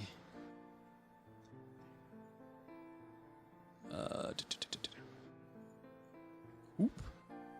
And one more. Okay, right about here. Burdame reaches the bottom of the vent and kind of sees that it has been tampered with a little bit, and kind of hucks the opening off to the side and heads in and kind of just climbs just to the top here and waits. He kind of like looks down the corridor and sees that there is an opening. That's fucking my thing, man. He sees that there is an opening in the vent, and he gets kind of very angry and just waits for now. Let's see. Alice, we're back to you. These guards are kind of... these guards have made their way downstairs here now. Probably about here.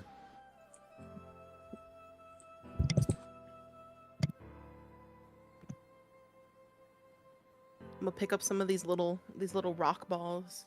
Okay. And how I'm gonna walk to the edge to look down. You see from the top, it's probably about 40 feet.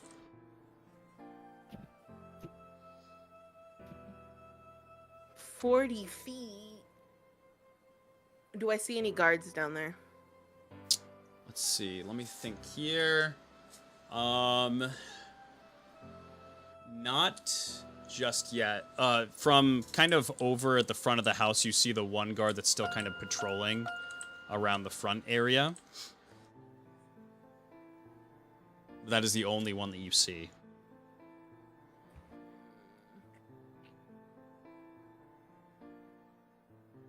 Now, if I jump down... Yep. And I tried to perform the same thing that I did on the one wall back in Reddish. Yep. What will happen, because this is a balcony, it actually won't really even buffer your fall out that much. You're a little over 5 feet. Per 10 feet that you kind of fall over 10 feet, you take you'll take 1d6 damage. You can kind of drop yourself from there, but you'll still take the kind of like the full brunt of damage. Well, it'll mitigate it a little bit, because it'll be instead of like 40 feet that you're falling, it'll be like 35. This will be 3d6.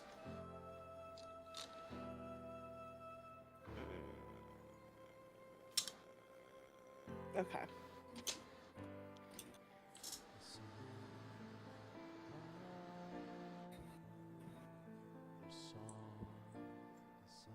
Alice now only likes 3. No, not 3. Likes 1 person, 2 people out of that castle. I was just doing my job. 2 people. Just 2 Man, that's still more than I thought. I want to know who the 2 are. Yeah, who are these 2? I guess we'll find out. We'll find out. Oh man. Alice is gonna. Uh-huh. I really don't want to get hurt, man. I really don't want to get hurt. Alice is gonna.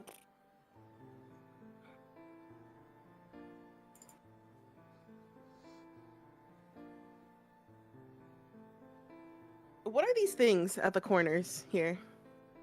Are they just like little trees? Yeah. So there's a tree here. These are bushes, like little plants. Alice is gonna jump in the tree.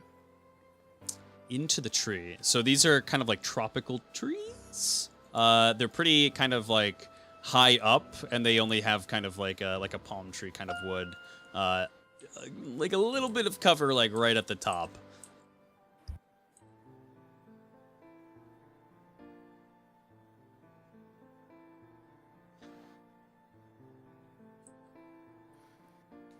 Alice, oh my god. Oh my god. Oh my god, Alice. I'm so fucking sorry. Alice opens a cold beer and sits down at the pond, or the little jacuzzi area here. She puts her feet in and takes one final sip as she resigns herself to her fate. Jesus. I hear from this guy named Keen Decker that apparently pissing off balconies is liberating. I don't know, maybe. Yeah, try that, I maybe guess. they'll let you go. You never know. Who's to say? It's pretty good. It's pretty alright. Who's to say?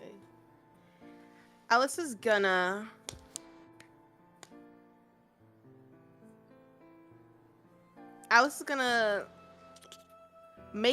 try to make it look like she jumped off. She's gonna take off her cloak and have it like hooked on the thing, like it got snagged there, and she just dropped. Okay. You try to find an area where you can kind of snag the cloak onto. And what would you like to do? Just, man, pray for a miracle. Curse out Max one last time, maybe. And then go towards like one of the little bush trees and just try to hang on there. Oh, jeez. Okay. You kind of hop onto the edge here and try to make your way and just hang. I'm gonna have you give me a strength check. No, not that one. The other one across the way, because that's where I'm leaving. I got the you, got cloak. you. Like in and around over here. Yeah. I'm gonna have you give me a strength check. Strength is a 16. Okay. Yeah, you're able to kind of hold on just fine here.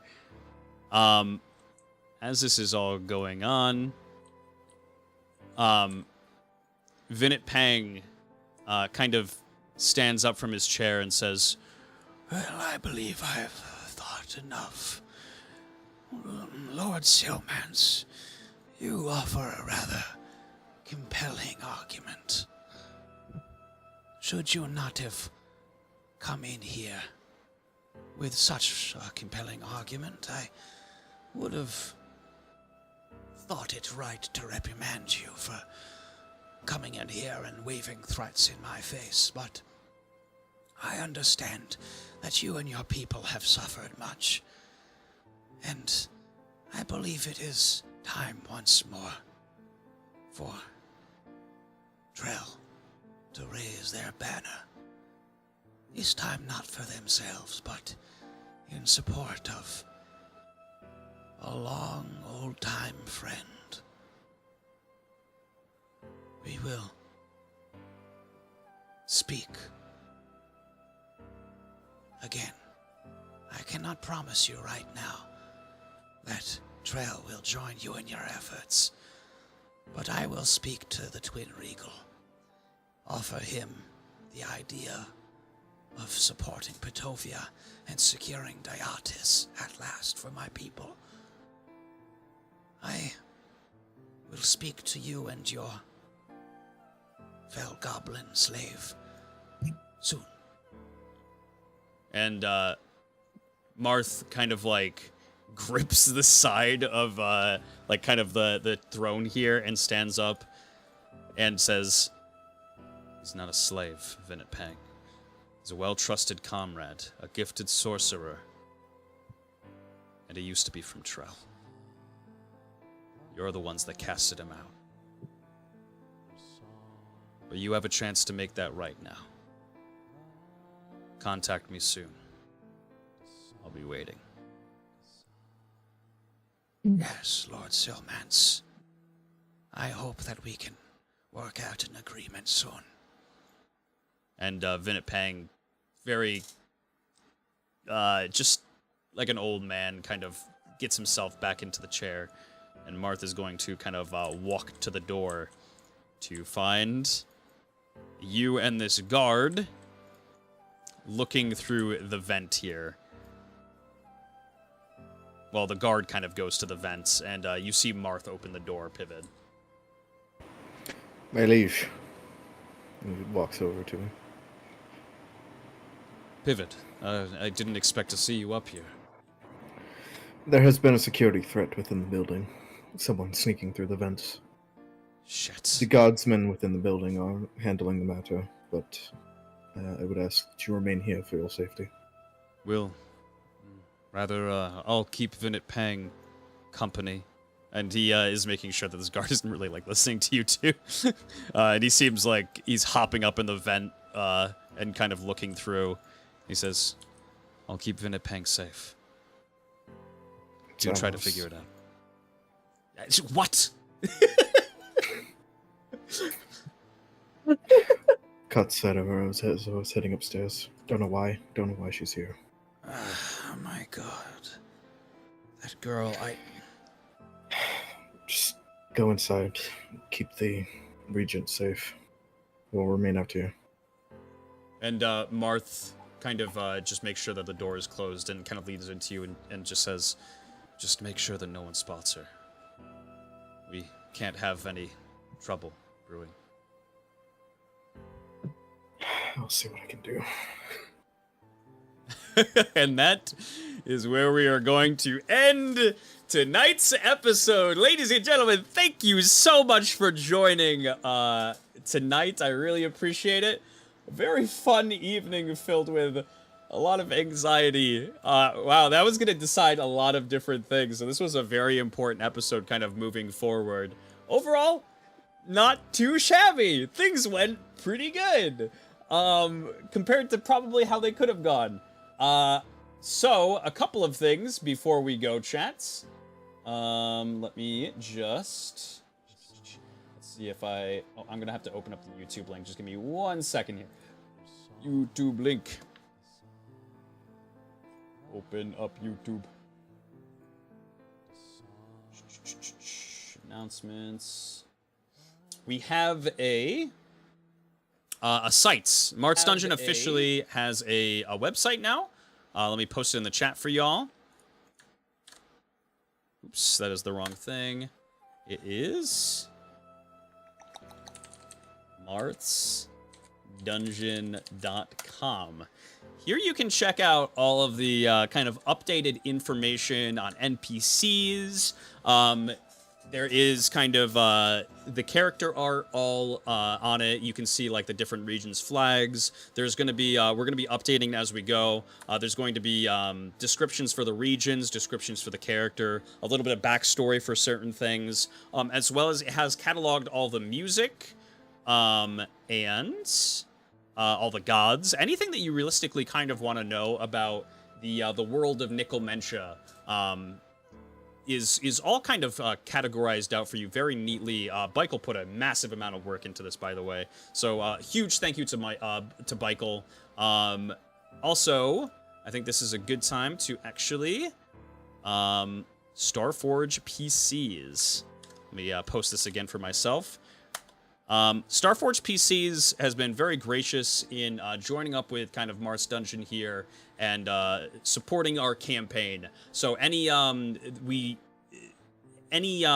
of work that we get through Starforge systems ends up helping us out massively as well. So if you really want some PCs that are very much so out of this world, fantastic quality, at a very good and affordable price, hop in the link there, as well as Nightbot posted as well, and pick yourself up a PC.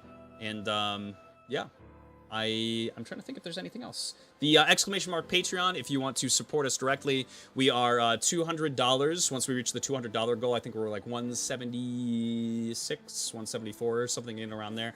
Once we reach the $200 goal for the Patreon, we'll be doing a Tom Kench maid cosplay, and at $300 we are going to be shaving off the hair entirely. First time I have ever done so in my entire life, so I am very, very scared. But you know what? I do love Marth's Dungeon more than anything in the world, so I am more than willing to do whatever I need to do to support it and get this thing off the ground and give it kind of the attention and love it deserves. You guys have been super, super awesome. Thank you for day in and day out watching. I'm excited that we moved Marth's Dungeon over to YouTube now. You'll be able to catch the episodes every Friday through YouTube now. We'll be doing a Patreon watch party tomorrow evening. And anything else? I think that is it. Thank you so much for joining me, Dungeoneers. I hope you all have a lovely rest of your evening. And as always, stay beautiful.